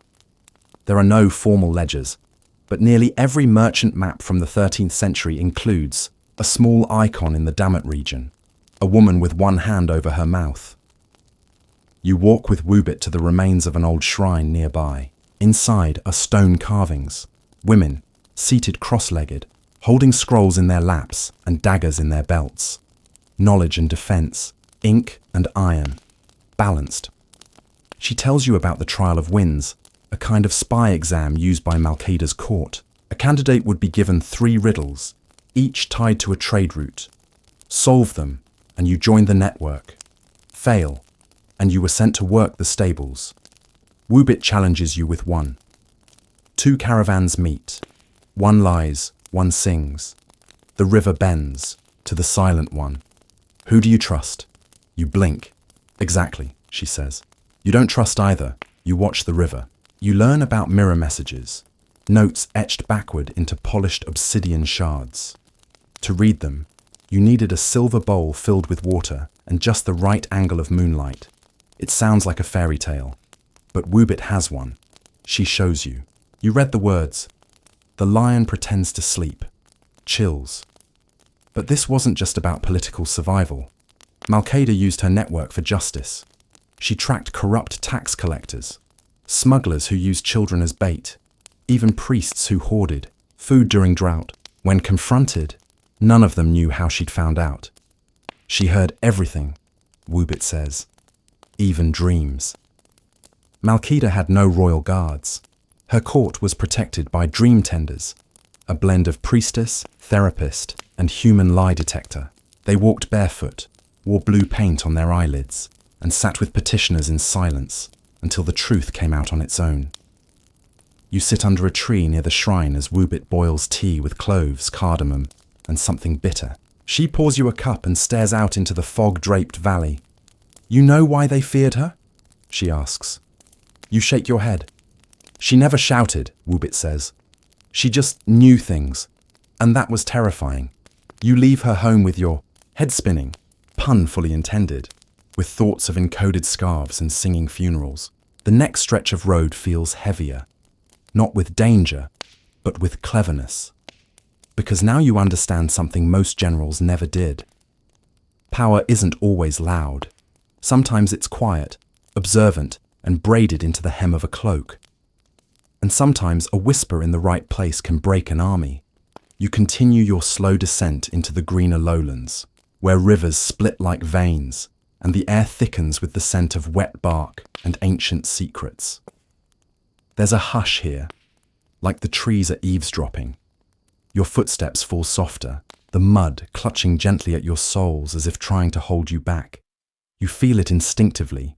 You're entering a region not ruled by armies or emissaries, but by ritual. And at the center of that ritual was another kind of queen, one you never learned about in textbooks. They called her the Keeper of the Lion's Shadow. You'll never find her name on stone tablets or etched into palace walls. But in this part of the south, near what is now Sidama, her legend lives in the movement of dancers, the rhythm of drums, and the low chants of elders who still gather at dusk to whisper her story. Unlike the queens you've met before, she didn't govern with laws or declarations. She governed through performance, theatre, song, ceremony, and spectacle. Every word calculated, every gesture steeped in meaning. She ruled not from a throne, but from a sacred platform raised over fire. Her face always veiled, her voice distorted by a conch shell, and her identity never publicly confirmed. And here's the twist. Her successor was never her daughter. It was always her most skilled imitator. Yeah, let that sink in for a second. To become the next keeper, women from all over the region would study the current queen in secret. Her walk, her cadence, her ceremonial jokes, even her pauses. At a set time, when the moon fell full during the season of green floods, they'd compete in a silent ritual known only as the mirror test. Imagine a dozen women mimicking one figure, identically dressed, identically silent, circling a sacred, Fire. The elders would watch. The people would guess. And the winner, the one whose presence best matched the queen's. If you're thinking this sounds like a talent show mixed with espionage, you're not wrong. But in this society, performance wasn't just for entertainment. It was a code of power. The more convincingly you embodied the ideal queen, the more trust you gained from your people. Not through blood, through mastery. You meet an elder named Dikitu, who remembers attending the last mirror test before it was outlawed by colonial administrators. She speaks slowly, like a reed swaying in wind, her hands making sharp gestures that punctuate her memories. She tells you of the night that last selection took place. Heavy rain, no torches, just lightning flashes illuminating veiled women gliding through ankle-deep water. She remembers the cheers when the favourite failed to make the final round, and the stunned silence when a market girl, unknown to anyone, was chosen as the new queen. She says, "That's how you knew it worked. Power didn't come from lineage, it came from knowing how to move people." Quirky detail. The queen always carried a fan made of porcupine quills and butterfly wings, which she used not just to cool herself, but to signal orders during rituals. A flick to the left meant pause. A flick down meant approval. A full circle, dismissal. Only the inner circle knew what each motion meant, so decisions could be made in plain sight, with outsiders none the wiser. It sounds surreal. It was surreal, but it worked. Historians still argue whether the keeper of the lion's shadow was a single woman or a rotating identity passed down like a sacred costume. Some say it was a spiritual role tied to fertility and harvest. Others claim it was a calculated form of political camouflage, a way for women to rule without inviting violent retaliation from patriarchal rivals. The truth? It's likely both, because when colonial forces arrived in the region, they didn't. Sea queens, they saw witches. The rituals were banned, the veils burned, the platform dismantled plank by plank. And just like that, the entire system disappeared beneath official history like a drowned city, but not completely. You walk with Dikitu through a clearing near her home. She shows you a strange rock formation, a raised ring of stones where dancers still rehearse in secret. Not for tourists, not for nostalgia, for remembrance. You watch her granddaughter step barefoot into the center and begin to perform an old ritual movement. She doesn't speak. She doesn't blink. Her fan flicks, and her eyes scan the horizon as if commanding an invisible court. And for a second, you feel it. She is the queen, even if no crown graces her head. You sit at the edge of the ring as dusk pulls its velvet shawl across the sky. Dikitu tells you about the songs of shadow, a now nearly forgotten genre of chant, where lyrics describe court policies through metaphor. The wind bends the tallest stalk, meant taxation would fall hardest on the wealthy. The lion naps under a fig tree, meant a truce had been arranged. She hums one. It sounds like longing poured into syllables. The world didn't end when they took her throne, she says. It just got quieter. You ask if the queen's identity was ever truly known. If maybe, somewhere, someone broke the code and spoke her name. Dikitu nods, then shakes her head. She had many names, none of them hers, and that was her power. You begin to understand that rulership here wasn't just about command. It was about transforming oneself into a mirror, reflecting what the people needed, when they needed it, cloaked in mystery and bound by meaning. You walk away from the stone ring with a new image carved into your imagination. A veiled queen standing, barefoot over firelight, her fan slicing the air, her voice rising like fog over mountains, not ruling from above, but from within the dance. It's hard to forget her, even if you never saw her face, and maybe that's the point. You're deeper now than you thought possible, geographically and historically. Each step forward feels like pulling back the skin of time. The trees arch overhead like ribs, and the trail narrows to a moss-covered ribbon. Every so often, you pass a shrine barely larger than a bread box, holding carvings of lions with wings or women with fishtails, symbols older than scripture, etched by hands that died before iron reached these hills. And this section of your journey, This is where you meet the queens who ruled not with weapons or with spies or with ceremony, but with something far stranger, rain. You trudge up the slick stone steps of what was once called Abadega, a sacred highland platform that only the rain queens could ascend. In these parts, likely parts of ancient Guraj and Wolaita, the belief was firm. Rain did not fall by accident. Rain was summoned, and it was women who summoned it. No, not in the dramatic Disney villain lightning bolt sense. These were not wands and wizards rituals. These women were trained from childhood to read the clouds, track lunar cycles, understand soil memory, and perform ritual exchanges with sky spirits, or what locals called the breath of mothers. The rain queens wore black, not for mourning, but because it reflected the deep clouds they prayed to. Their cloaks were stitched with silver thread to catch lightning. Each queen carried a staff capped with obsidian, a substance believed to be born of the earth's fire and cooled by sky tears. Their role? To keep the sky from going silent. You meet an old herbalist named Isle Nesh, her skin wrinkled like river stone, and her eyes impossibly bright. She takes you to a pool fed by a spring, covered in moss and half choked with lily pads. It's said that every rain queen had to bathe in this pool under the eclipse moon before being crowned. Isle Nesh dips her fingers in and sighs. They had to wash away their names, she tells you, because the sky only speaks to the nameless. Spooky? A little, but poetic.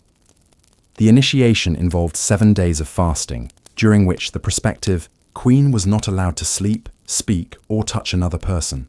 Only after she began to hallucinate, what they called touching the cloud veil, would she be taken to the rain court. And here's the wild detail. The rain court didn't rule over people. It ruled over seasons. That's right. In this pocket of Ethiopia's past, society was divided not by clan or class, but by calendar, and each calendar year was guarded by a season queen. Spring for fertility, summer for growth, autumn for wisdom, and winter for endurance. All 4 roles rotated, but the rain queen presided above them all. Historians still argue whether this was symbolic or literal governance. Some say these queens had no real authority and merely acted as high priestesses. Others argue the seasonal council was an actual political body, managing food distribution, community work, and even intertribal diplomacy. Your feet brush a stone marker carved with spirals and stars. This was a seasonal border, Isle Nesh explains. Cross it, and you were in winter's territory. That meant longer workdays and less celebration. Imagine that. A system where your governance changed with the weather. What a concept.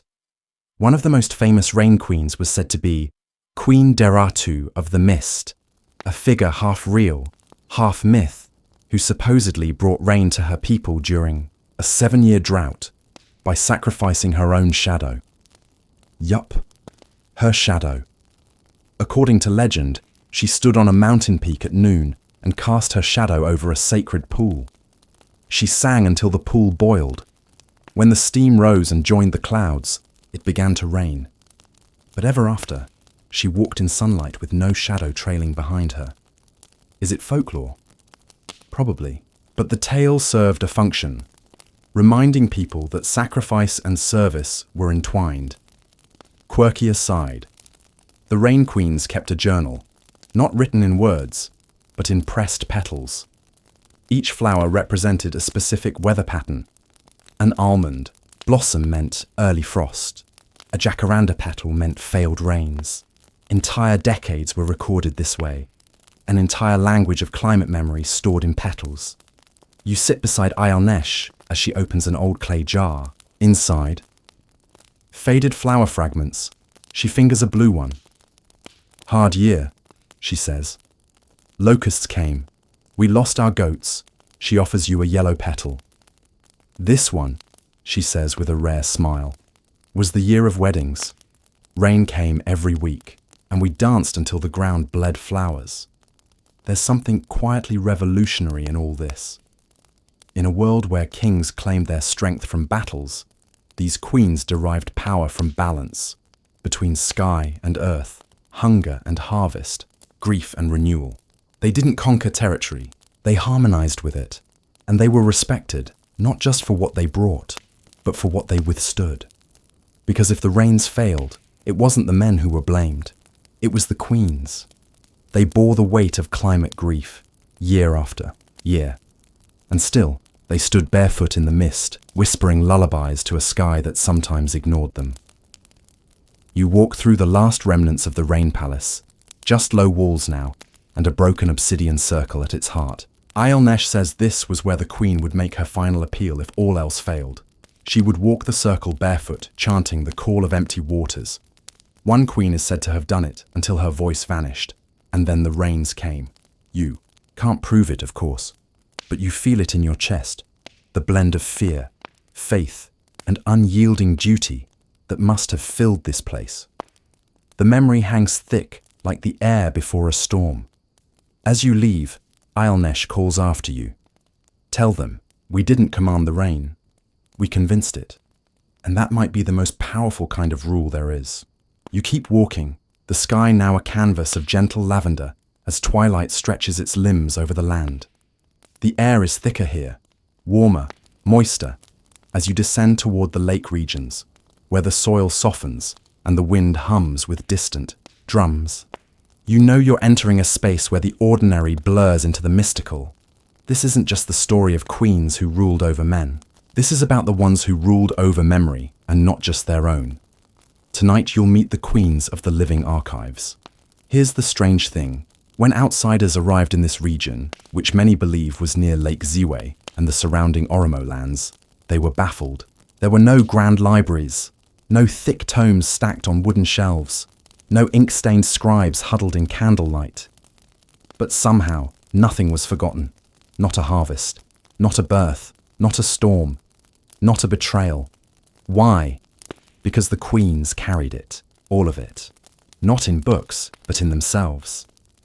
You arrive at the outskirts of what remains of an old lakeside ceremonial platform, stones shaped like crescent moons, fire pits blackened with age, a semicircle of tree stumps used as thrones, and in the center of it all, a large flat stone polished smooth. Not by water, but by knees, because this is where the memory queens knelt. Their role wasn't to govern by decree or command, it was to remember everything. They were living ledgers, walking encyclopedias, royal historians of the oral realm. And in this society, forgetting was considered the highest form of betrayal. You meet a woman named Wubit, who lives just a few huts away. She's known as the last echo, a descendant, though she doesn't like the term, of the final queen of memory. Her hair is wrapped in copper coils, her voice deep and steady, and when she speaks, the air around her seems to still. She invites you to sit near the old stone, and she begins to recite, without pause, a list of every leader of her bloodline, going back 17 generations, names, traits, deaths, achievements. It's not rehearsed, it's lived. The kind of knowledge passed down not like a bedtime story, but like sacred oxygen. You learn that these queens were trained from age 7 in the art of layered listening. That is, hearing a story, not just for its plot, but for its tone, its silence, its rhythm, and its echoes. They could recite a council debate, word for word, 20 years later. They could recall exactly how many goats were given in tribute by which village during which drought. They remembered the birthmarks of war, heroes, and the exact phrasing of peace treaties signed on woven bark. And how did they remember? Through songs, through smell associations, through ritualized gestures. Every bit of data was stored like a living sculpture. A decision made during a famine would be remembered by touching a specific rock soaked in lemon oil. A battle loss would be honored with a saltwater dance, its rhythm matching the weeping of widows. Wild detail. Each queen kept a bracelet with one bead per significant event. Births, eclipses, betrayals, famines. The longer the bracelet, the older and more revered the queen. Some bracelets wrapped up their arms like snakes, twisting and clinking like wind chimes when they walked. Historians still argue whether these women functioned purely as record keepers or held actual executive power. One camp suggests they were nothing more than court librarians. Others point to oral legends and old council chants that describe them overruling generals and overturning tribal judgments based on remembered precedent. You lean into Wubit's voice as she speaks of her ancestor, Queen Samrawit the Unshaken, who stopped a war between 3 villages by reciting a forgotten treaty from 47 years earlier, quoting it verbatim during a blood meeting. The stunned council dropped, their weapons on the spot. Samrawit didn't flinch. She didn't threaten, Wubit says with a wink. She just remembered louder than they forgot. Let that echo. Now here's where it gets even stranger. These queens were forbidden from writing anything down. To write, they believed, was to remove memory from the body, and once memory left the body, it could be twisted. So instead, they tattooed symbols onto their skin, not full words, just anchors. A star for a rebellion, a spiral for an inheritance, a broken line for a death no one spoke of. When they passed away, their bodies were ritually bathed with scented ash and salt, and their tattoos were pressed onto bark paper as a final act of preservation. You see one of these, faded and brittle, wrapped in cloth inside Wubit's hut. The ink is nearly gone, but the shape of a hawk over a wave still survives. She touches it with reverence. Flight during a flood, she whispers. Queen Aifwerk fled on the back of a trader's cart when the council turned on her, but she returned, and she remembered every name who betrayed her. In this culture, amnesia was considered a social illness. Villages would exile members who intentionally forgot obligations or debts. Children who lied were forced to wear a cap made of woven reeds and sit in the middle of the square while the memory queens recited their misdeeds in lullaby form. Yeah, imagine your most embarrassing moment turned into a bedtime song, sung by everyone for a week. You begin to understand something deeper. These queens weren't just about facts. They were about accountability, about ensuring that time didn't erase the truths that were inconvenient, painful, or ugly, but nothing gold can stay. When written records became common, brought in by religious reformers and colonial bureaucrats, the Yai memory queens were labelled as redundant. Some were mocked, others were recruited as data clerks, stripped of their ceremonial roles and made to transcribe what they once embodied. Wubit tells you her great-grandmother died whispering stories. No one wanted to hear anymore. She asked me to remember, she says. So I do, even when no one listens. And in that moment, with fireflies rising like embers from the tall grass, you feel the weight of a forgotten crown resting on Wubit's shoulders. Unseen, maybe, but still heavy. You look up at the night sky and wonder, how many stories have we buried? How many living libraries have gone silent? What would it mean to bring back a world where memory had a throne? You don't have an answer, but you carry the question like a bead on your own invisible bracelet, and maybe that's a start. The night deepens. The stars are bold now, spilled like rice over velvet, and the land has gone quiet, save for the hum of frogs and the whisper of reeds swaying beside unseen waters. Your path snakes downhill into a region once described by 18th century travellers as the throat of queens and drums. But you, lucky dreamwalker, are not here to chase European accounts. You're here to meet the women who ruled with rhythm. Tonight, you listen to the story of the drum queens. Sounds odd at first, doesn't it? That a drum could wield the same power as a sword. But in the Ethiopian kingdoms of antiquity, especially in the Sidama and Kaffa highlands, the drum wasn't just music, it was law. And the queens? They were its voice. As you approach the remnants of an ancient circular court, the earth seems to remember the beat. You feel it, faint but present, beneath your feet, like heartbeats caught in the soil. You meet a woman named Emabet, guardian of the last known royal drum of this region. She's wiry, with fingers like twigs and eyes full of storms. She keeps the drum in a hut made entirely of mud and palm bark.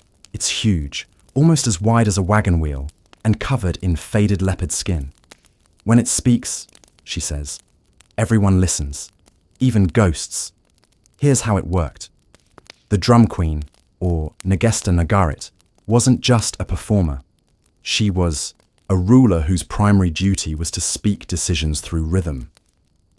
The drum had its own vocabulary, 5 core patterns that represented concepts like peace, war, warning, tribute, and celebration. If the drumbeat of war rang out over the hills, villages would drop their tools and head for the center. If the rhythm of mourning echoed, families knew a royal death had occurred. The drum didn't ask. It announced quirky detail. The drum could summon justice.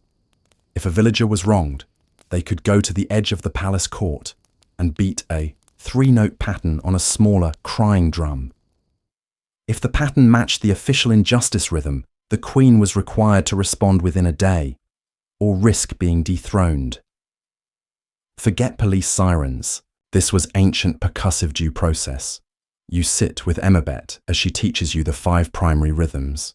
Your hands fumble, but she smiles. It's not the hands, she says. It's the heart. If you've lived, the drum will trust you.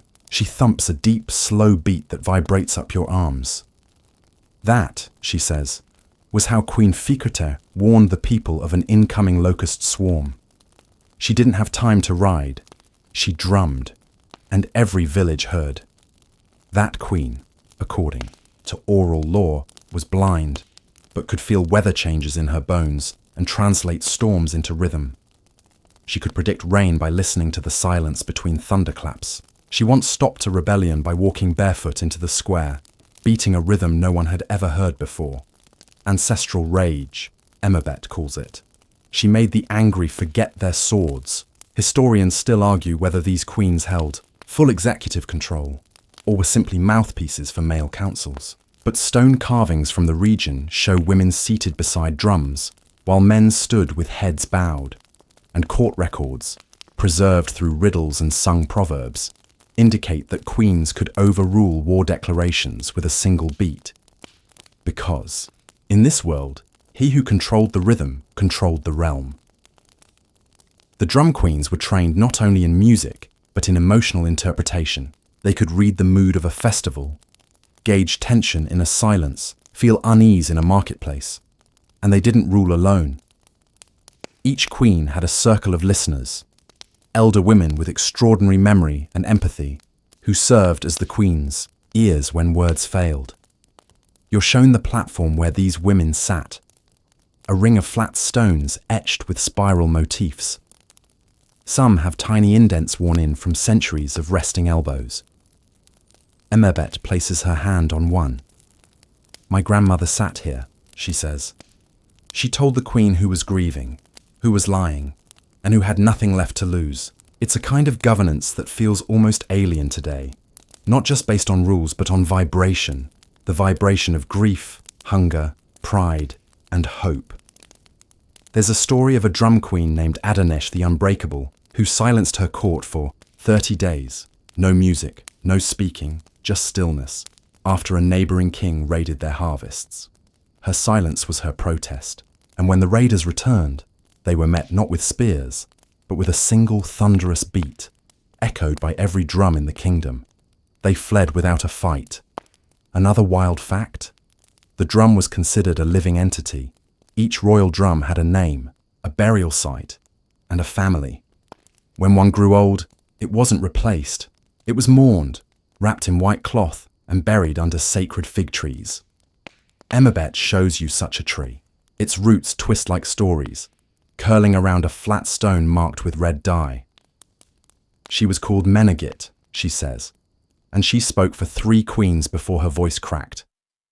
You wonder how a society so tied to sound could disappear so quietly. The answer, as always, is slow erosion. When colonial powers brought in new systems, written law, imported religions, foreign instruments, the drum was demoted to ceremony. The queens were made honorary guests in courts they once commanded. And yet, the rhythm lingers. When Emabet plays the old war beat, you don't feel fear. You feel readiness. When she taps the morning beat, something ancient in your chest wilts. And when she ends with the rhythm of celebration, played with palms full of joy, you suddenly imagine a queen standing barefoot under the stars, surrounded by her people, speaking through sound. No shouting, no speeches, just rhythm, and everyone listening. You leave the court with a subtle ache, not sadness, something else. The feeling that, somewhere along the way, we stopped listening for the beat beneath the noise. And maybe, if we want to understand power again, real power, we should press our ears back to the earth and wait, not for orders, but for rhythm. By now, the land around you feels more dream than place, like the folds of a great woolen blanket pulled slowly over the eyes of time. The path you follow is lined with small stones etched by wind and water, each one shaped slightly like a face. And you know, deep down, you've arrived in the territory of something strange, not just powerful, not just sacred, feared. Because tonight, you're stepping into the story of the Shadow Queens, the ones nobody dared name aloud, the women behind the throne, the ones who whispered into kings' ears, not out of seduction, but out of strategy, the ones who didn't need a title to rule. You enter a crumbled village nestled in a ravine carved by centuries of rain. Vines crawl over the bones of once grand buildings. At the center, a carved pillar remains, tall, slender, and faceless. Locals call it Emmet's Post, though no one agrees who Emmet was. Some say she was the first queen of this valley. Others say she never lived at all. But you know better. You're starting to see a pattern. These queens weren't erased by accident. They were erased on purpose. Here's what the stories say, those not yet swallowed by silence. In certain kingdoms along Ethiopia's southern trade corridors, where salt and gold passed like wind, men ruled in daylight and women ruled the dark. Not dark as in evil, dark as in private, hidden, essential. You meet a woman named Dinkinesh, sitting in the shade of an abandoned merchant's house. Her skin is the color of rain-polished bark, her voice raspy, her smile faint. She wears 3 rings on each finger, none on her thumbs. You're looking for ghosts, she says. Without turning, you found one, and she tells you of the queens who never wore crowns. The Shadow Queens were never listed in royal lineages. They weren't part of coronations. Their names weren't chanted in temples, but they were chosen, always.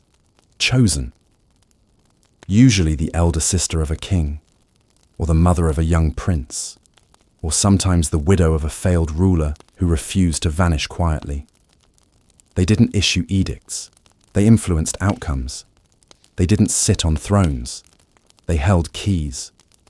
Literal. Buns, in many cases. They guarded the storage vaults, controlled access to messengers, managed the flow of silk, salt, and stories. If you wanted to meet the king, you had to get past her first, not by force, not by rank, but by proving your usefulness. She could make or break alliances with a glance. These women operated through ritual invisibility, a kind of chosen anonymity that made them untouchable. If something went wrong, she hadn't been there. If something went right, well, the king had good instincts. But whisper by whisper, she was the true architect. Quirky fact? Every Shadow Queen had a wooden mask carved in her likeness, but exaggerated. The mask was stored in the treasury and brought out only during certain moonlit ceremonies, where the queen would sit in the back, behind a screen, watching her mask dance in her place. She was both present and not present. A perfect metaphor. Historians still argue whether these queens acted in cooperation with the court or as a secret parallel system of governance. Some claim they were spiritual guides. Others believe they functioned as underground intelligence chiefs, organizing spies, messengers, and coded trade between hostile tribes. One tale stands out, a story about Queen Yeshi, whose name meant survivor. She lost her husband to an ambush during a northern campaign, and rather than retreat into mourning, she moved into a remote monastery for 5 years. When she returned, she wore a white veil and never showed her face again. And yet, from behind, that veil She organized a rebellion against the very generals who betrayed her husband. She sent coded letters on parchment made from goatskin, written in dye mixed with honey and ash, visible only under morning dew. Her enemies called her the fog. Her allies called her the voice. When the king of that region died, his sons fought for the crown, but the one she backed, quiet, bookish, ignored, became king within 3 weeks. Coincidence, the court scribes wrote. But Dinkinesh shakes her head and smiles. She chose him, and they never even knew. Now, the spooky part. According to legend, shadow queens were buried upright, deep in forest groves or mountain cracks, their arms crossed over their chests, holding carved wooden replicas of palace doors. Why? So they could stand watch over the secrets of the realm, even in death. There's a cave near the village where, Dinkinesh says, one such queen rests. No one enters it, not because it's cursed, but because it's respected. You don't knock on a door that isn't yours, she says, and you believe her. You're shown a small artifact, just a broken ceramic shard, found decades ago near the edge of that cave. On it, etched in trembling lines, are 2 figures, one with a crown, one with a blank face, but both standing the same height. Interpret that however you like. By now, you understand that not all power shouts. Some power whispers, some waits, and some, like the Shadow Queens, listens longer than anyone else is willing to. You ask Dinkinesh if any such queens exist now. She shrugs. They never left. They just changed the furniture. As you stand to leave, she gives you a folded cloth. Inside it, a small mirror. On the back, a symbol carved in gold leaf. 2 overlapping circles. One light, one dark. You'll need this, she says, to know which world you're standing in. And with that, she turns and disappears into the ruined house, leaving nothing but her chair and the smell of frankincense trailing in the air, like a thought you almost remember. So you keep walking, cradling your own reflection in the palm of your hand, and for the first time tonight, you realize you're being watched, but not with malice, with memory. You just walked through history's hidden hallway, and the queens are still standing guard. The wind tonight carries stories. You can feel it tug at your sleeves like a child eager to show you something hidden. A secret behind a curtain, a whisper beneath a rock. And as you move into higher ground, the terrain shifts again. The bushes grow taller, leaves glossier, air thinner. Something ancient rustles between the branches. Welcome to the realm of the priestess queens. This isn't royal politics as you know it. You're stepping into a world where thrones are made of ritual, not gold. Where power isn't shouted from balconies. It's sung in twilight chants, danced barefoot under stars, and inscribed with ash on temple walls. Here, queens don't just rule people. They mediate between gods and humans. You arrive at a crumbling hill shrine, half swallowed by vines. It doesn't look like much, just a rounded dome made from packed earth and incense-blackened stone. But you can feel the centuries stitched into its silence. You're met by Almaz, a caretaker of stories. Her voice is dry like paper, her movements exact. She doesn't greet you with a hello. She simply says, "They used to set the calendar by her breath." And just like that, you're plunged into the mysterious order of the Oracle Matriarchs, a rare breed of Ethiopian queens who ruled through visions, rituals, and something scholars still can't agree on, divine possession. You see, some parts of Ethiopia, particularly in the old regions of Gojam and Wollo, believed that once every generation, a woman would be called by the spirits to rule, not elected, not born into a dynasty, chosen by wind, thunder, or dream. These queens weren't just monarchs, they were mediums. When the highland fog thickened, when the harvest twisted into blight, when men began muttering rebellion, it wasn't a king they asked for guidance, it was her. She would enter a trance, surrounded by fire and drumming and breathless chants. And when her body stilled, eyes half open, limbs shaking, she'd speak the will of the gods. Sometimes it was a word, sometimes a riddle, sometimes a scream. The people obeyed, not out of fear, but out of faith. Almaz leads you into the shrine's dark belly. It smells of crushed myrrh and melted wax. At the center sits a low stone platform, blackened with time. She tells you this is where Queen Semhal once sat in trance for 4 days straight, speaking only in the language of ancestors, an ancient tongue known now only in fragments. Here's the quirky part. Those fragments are still sung by birds in the region. One species, the Abyssinian ground thrush, repeats a sequence of 6 tones that elders swear mimic the Queen's final chant. When they sing at dawn, Almaz whispers, we listen twice, once with ears, once with bone. Historians still argue whether these trances were true possession, shamanic performance, or elite political theatre. But even the skeptics agree. People followed her, and not just villagers, warriors, priests. Even foreign envoys waited weeks for an audience, knowing they wouldn't speak to her directly, but to the spirit inside her.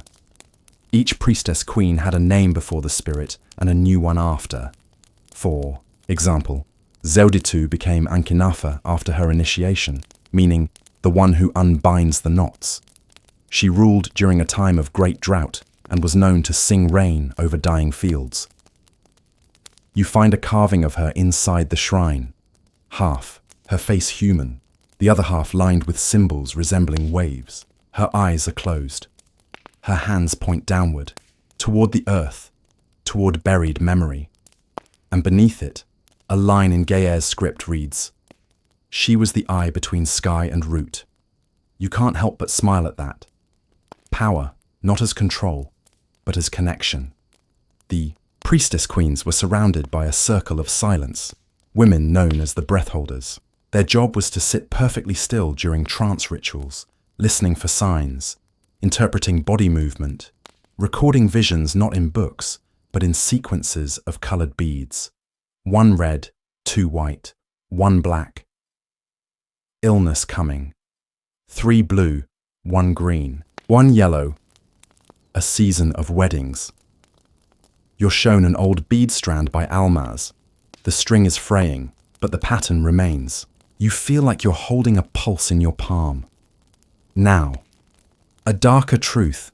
When Christianity expanded through Ethiopia, many of these practices were buried or burned. The idea of a woman as spiritual sovereign, let alone one speaking in God voices, clashed with the patriarchal reshaping of religion, and so the shrines were emptied, the bead codes forgotten, the breath holders silenced, but not all of them. Almaz turns her face slightly, and you see something faint, a blue bead, looped in her earring. My grandmother was her breath holder, she says softly. We don't forget. You step outside the shrine just as the moon edges above the tree line. The light hits the stone, and for a brief moment, the shrine glows.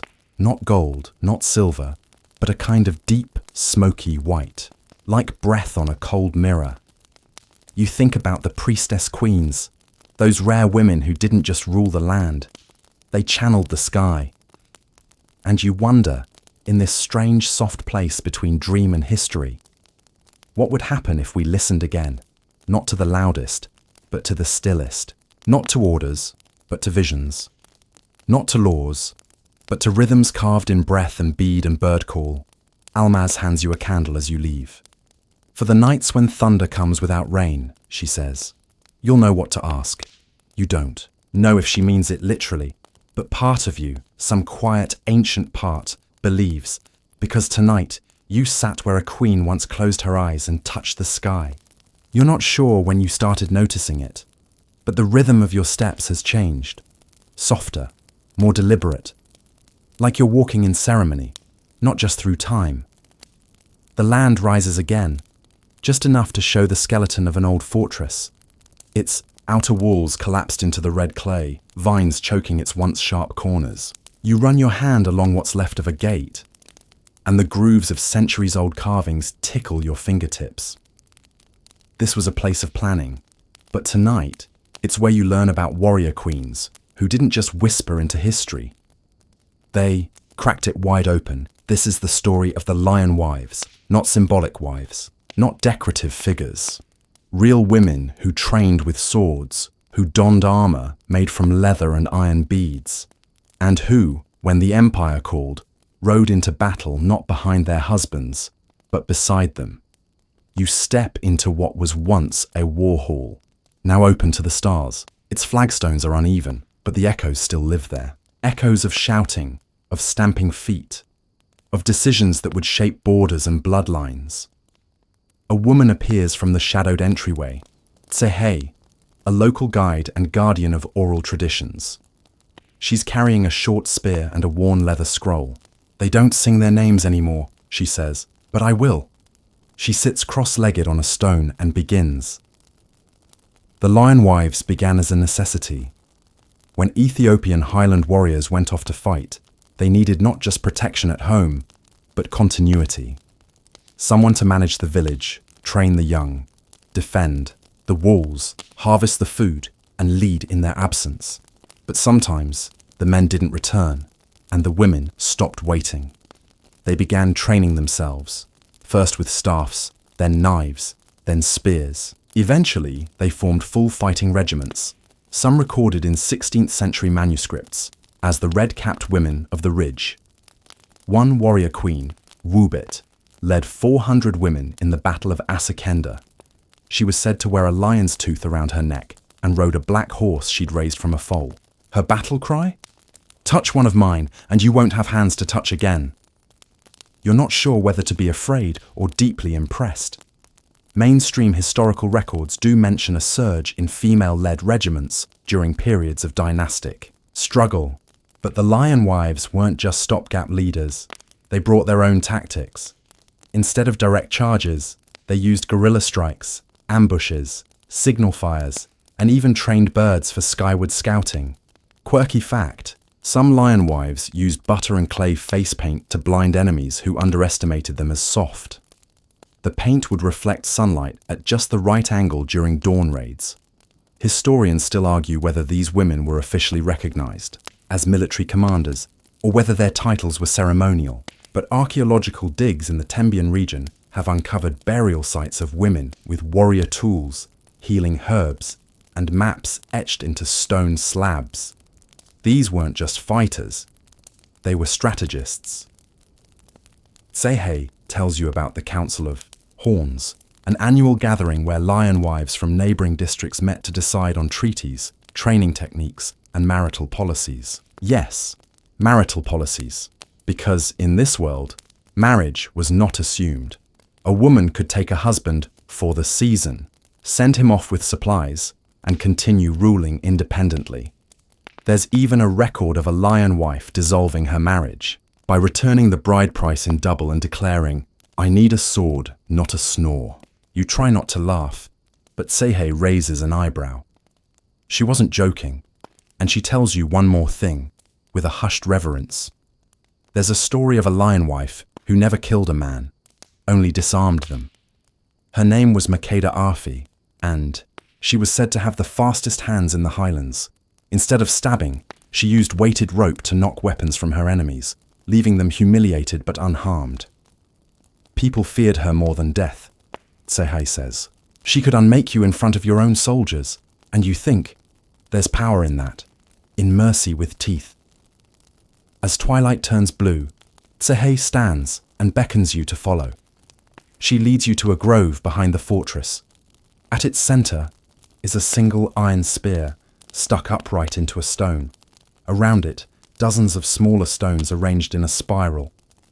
This is the lion spiral, she says. Each stone marks a queen who led, not just lived. You ask if the spiral ever ends. No, she replies. That's the point. She places her hand on the largest stone and murmurs something in an old dialect. A blessing, perhaps, or a memory. And then, as you sit among the stones, she hands you a piece of cloth. On it is stitched the symbol of the lion wives, a lioness with her paw raised, touching a star. You walk in their spiral now, she says. You sit there a while, watching stars appear between tree branches. The night hums. The stone warms beneath you, and for a long, quiet moment, you realize you feel protected, not because of swords, but because of what those swords meant. Because somewhere in this world, then, and maybe now, there were women who didn't wait to be handed power. They took it with grace, with roar, with precision, and they never gave it back. You wake, not with a start, but with a long, slow blink. The kind of waking where you're not sure whether you were dreaming of the past or if the past was dreaming of you. The trail before you is lined with tall eucalyptus trees. Their scent, minty and sharp, tingles your senses and stirs something deeper. The path curves downward now, into a warmer valley where the wind feels different, gentler, sweeter. You're heading toward the House of Three Shadows. You pass a carved wooden archway, sagging under its own age. No guards, no signs, just symbols, 3 overlapping circles, and a bird with its wings tucked in. You step through, and the temperature changes, cooler. As if the trees have agreed to shade this place a little more intentionally, you've come to the stronghold of the hidden royal councils, a place where power shifted in quiet rooms, and queens shaped empires without ever sitting on a throne. This is the story of the Shadow Regents. They weren't always official. In fact, many went unnamed in the scrolls, deliberately left out, but they were there, in every war council, every financial reform, every secret deal between rival provinces, whispering, advising, deciding. A woman named Hirut, wearing a faded, blue shawl, meets you near a shallow stream that runs alongside a row of round huts. Her voice is soft, but her eyes are sharp. In the House of Three Shadows, she tells you, truth was never louder than silence. She gestures toward a circular chamber set into the hill. Inside, no windows. Just one small opening in the roof, where light falls in a perfect beam onto a flat stone table. Around the table, 13 carved stools, only 12 ever filled, Hirut says. The 13th was always left empty, for the spirit of consequence. You raise an eyebrow. She shrugs. Every decision has one. Here's how it worked. When a king went to war, fell ill, or simply lost favor, a council of senior women, usually grandmothers, widows of past kings, or elder priestesses, would convene here, not to take power for themselves, but to redirect it. Sometimes they appointed interim rulers. Sometimes they arranged strategic marriages. Sometimes they ordered the removal of a failing monarch, quietly, surgically. This wasn't about rebellion. It was about preservation. One mainstream historical account mentions a queen mother in the 14th century, unnamed, of course, who engineered a peaceful coup by sending coded weavings to 4 major provinces. The message? Support the second-born son. The first is cursed. Within a month, the transition happened. No battles, just a change of banner and a strangely timed funeral. But the quirky bit, the code was hidden in the placement of colours in traditional cloth. Red on the edge meant threat. Red in the centre meant offer of peace. Historians still argue whether these coded weavings were deliberate espionage or poetic coincidence. But when you look at one preserved cloth on the chamber wall, red perfectly centered, you feel like poetry and politics weren't so separate after all. Hirut lets you sit in the 13th chair. You half expect lightning. Instead, you feel something like presence, not a ghost, a memory with weight. She tells you about Dagmawit Tiru, one of the most powerful shadow regents. She never ruled publicly, never signed a law, never wore a crown. But she chose 3 emperors, all remembered for their mercy and reforms. Dagmawit believed in what she called silent sovereignty, a belief that the loudest ruler isn't always the one who shapes history. She had a rule: never appear in more than one painting. That one portrait shows her as a shadowed figure behind a window curtain, while a young prince kneels before a flame. You ask Hirut if Dagmawit ever regretted staying in the background. Hirut smiles. The sun never regrets the moon's reflection. There's something deeply modern in what you're hearing. Power that doesn't need credit. Influence without spotlight. wisdom that works behind the curtain instead of standing center stage. And it makes you think, how many decisions in history were shaped by someone unnamed, by a mother who leaned in during dinner, by a grandmother who whispered before dawn, by a woman who stayed in the room after the men had left. The House of Three Shadows wasn't just for choosing leaders. It was also a place of correction. If a ruler went astray, this council could send subtle signals, a poem recited at court, a seating change at feasts, the withdrawal of songs praising the monarch. And in Ethiopia, where oral history mattered as much as scripture, silence could be a warning more dangerous than any sword. There's a wall in the chamber covered in names, not carved, painted, with natural inks that fade after 7 years, unless refreshed. The wall forgets, Hirut says, unless we remind it. She asks if you want to add a name. You hesitate, but then you write Sejanette, the name of an aunt you once had, who ruled no kingdom but calmed every storm. Hirut nods. A queen in her own house. You leave the chamber feeling like you just sat through something sacred, not religious, not mystical, just profoundly human, the kind of wisdom that survives because it knows when to step back. As you walk away, you look back one last time. The sun is beginning to set. The light falls just right, and for a second, you see your own shadow stretch across the chamber's entrance, and you realize power isn't always held in thrones or armies. Sometimes it lives in rooms where no one claps, no one cheers, just whispers and decisions. And the steady, unblinking presence of women who knew exactly when to step forward and when to fade. By now, your legs ache the way old wood aches.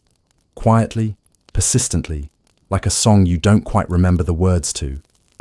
But something pulls you onward, deeper still into the folds of this strange, powerful land. The terrain changes again. Less forest, more wide fields under the stars. Crickets chirp like tiny clocks ticking time backwards. And there it is on the horizon, a lone tower made of obsidian stone, rising like a finger pointing not up, but inward. You've reached what they once called the Echo House. Tonight, you'll hear the final whispers of the queens who ruled not from the battlefield or court, but from memory, myth, and ritual. The last chapter of your journey belongs to the Dreamwalkers, queens who reigned from behind veils, through visions, and, some say, even from beyond the veil of death. These weren't hallucinations or parlor tricks. These were queens whose decisions were guided by trance, who governed through dream messages, who changed the course of policy with a sentence uttered in sleep. Sounds strange? Try this. One 15th century Ethiopian manuscript describes a ruler named Queen Zewditu Alema, whose advisors came to her chamber each new moon, not to present matters of state, but to listen while she slept. What she muttered, phrases, names, riddles, was taken as prophecy. One night, she whispered, "The river dries when the horse drinks from the mirror." Days later, the imperial treasury collapsed from internal betrayal.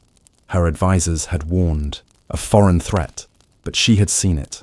The enemy within. Zewditu was never wrong again. The tower before you, half ruin, half shrine, was once a sanctuary for women like her. Inside, walls are covered with black charcoal drawings. Circles, stars, hands with open palms. It smells like honey, dust, and something older. Something like forgotten incense. You light a candle from a wax bowl and descend the narrow spiral. Stairs. Each step echoes, 1, 2, forever.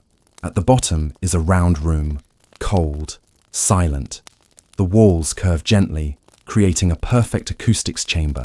If you whisper here, your voice returns to you, not louder, but wiser. A woman is already seated in the center. Her name is Amara. She's blindfolded, barefoot, and wears a crown of woven reeds. "You're late," she says without turning. You glance at your watch. She smiles. Not for the time, for the asking. She invites you to sit. Then, without preamble, she begins to chant. Soft syllables, old as dust, tumble from her mouth and wrap around you like warm thread. She's dreaming aloud. What you hear isn't quite language, it's feeling. Names that don't belong to you, smells that sting your eyes, memories that feel like someone else's, yet familiar. You glimpse a girl offering salt to a lion, a queen sewing iron beads into her daughter's hair, a village lighting fires in unison, each flame in time with a heartbeat. And then, stillness. The chanting stops. Amara opens her eyes. No blindfold. Just glassy irises, reflecting candlelight like two quiet moons. You walk the path, she says. Now hear the lesson. You lean forward. She whispers, the lion isn't the crown. The lion is the silence before the roar. You're not exactly sure what it means, but it lingers in your chest like music that hasn't finished playing. She tells you the dreamwalkers were interpreters of deep time. Those who knew that ruling a people wasn't about force or charisma, but about tuning into what others refused to hear. Some of them ruled only in the spirit. Women declared queen after death, when their foresight proved truer than any living mouth.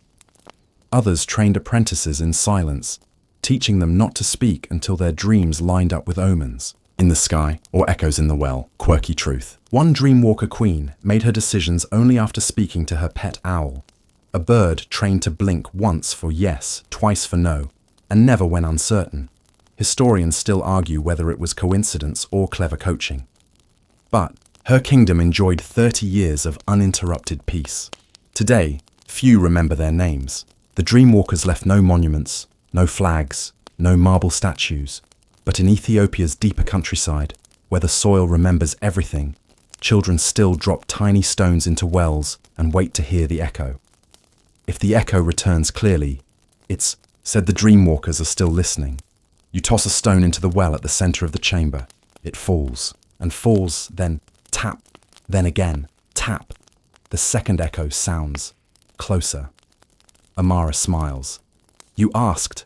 Now you remember. You stand. The candle burns low. The room feels warmer now, like the earth has wrapped you in itself.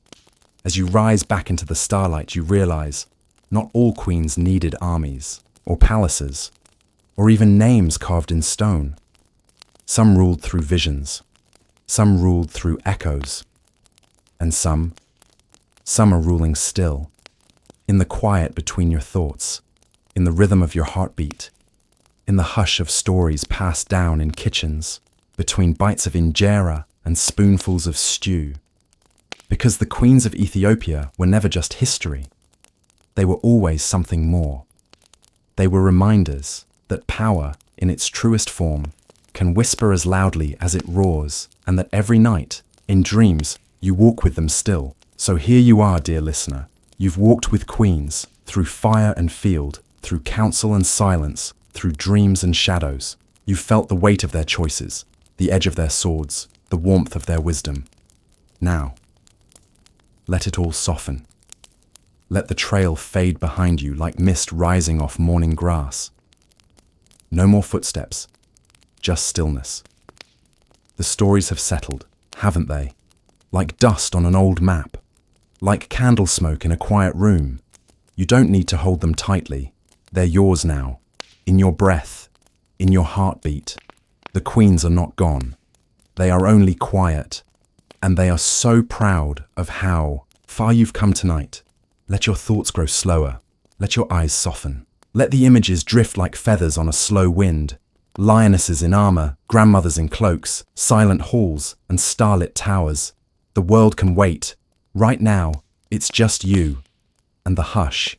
No decisions to make. No thrones to defend, only rest to receive. You're safe here. You're seen. You are not alone. And if somewhere in your dreams, a queen nods to you from a distant hill, nod back. She's been waiting for you. Sleep well, traveler. The story keeps walking, even as you sleep.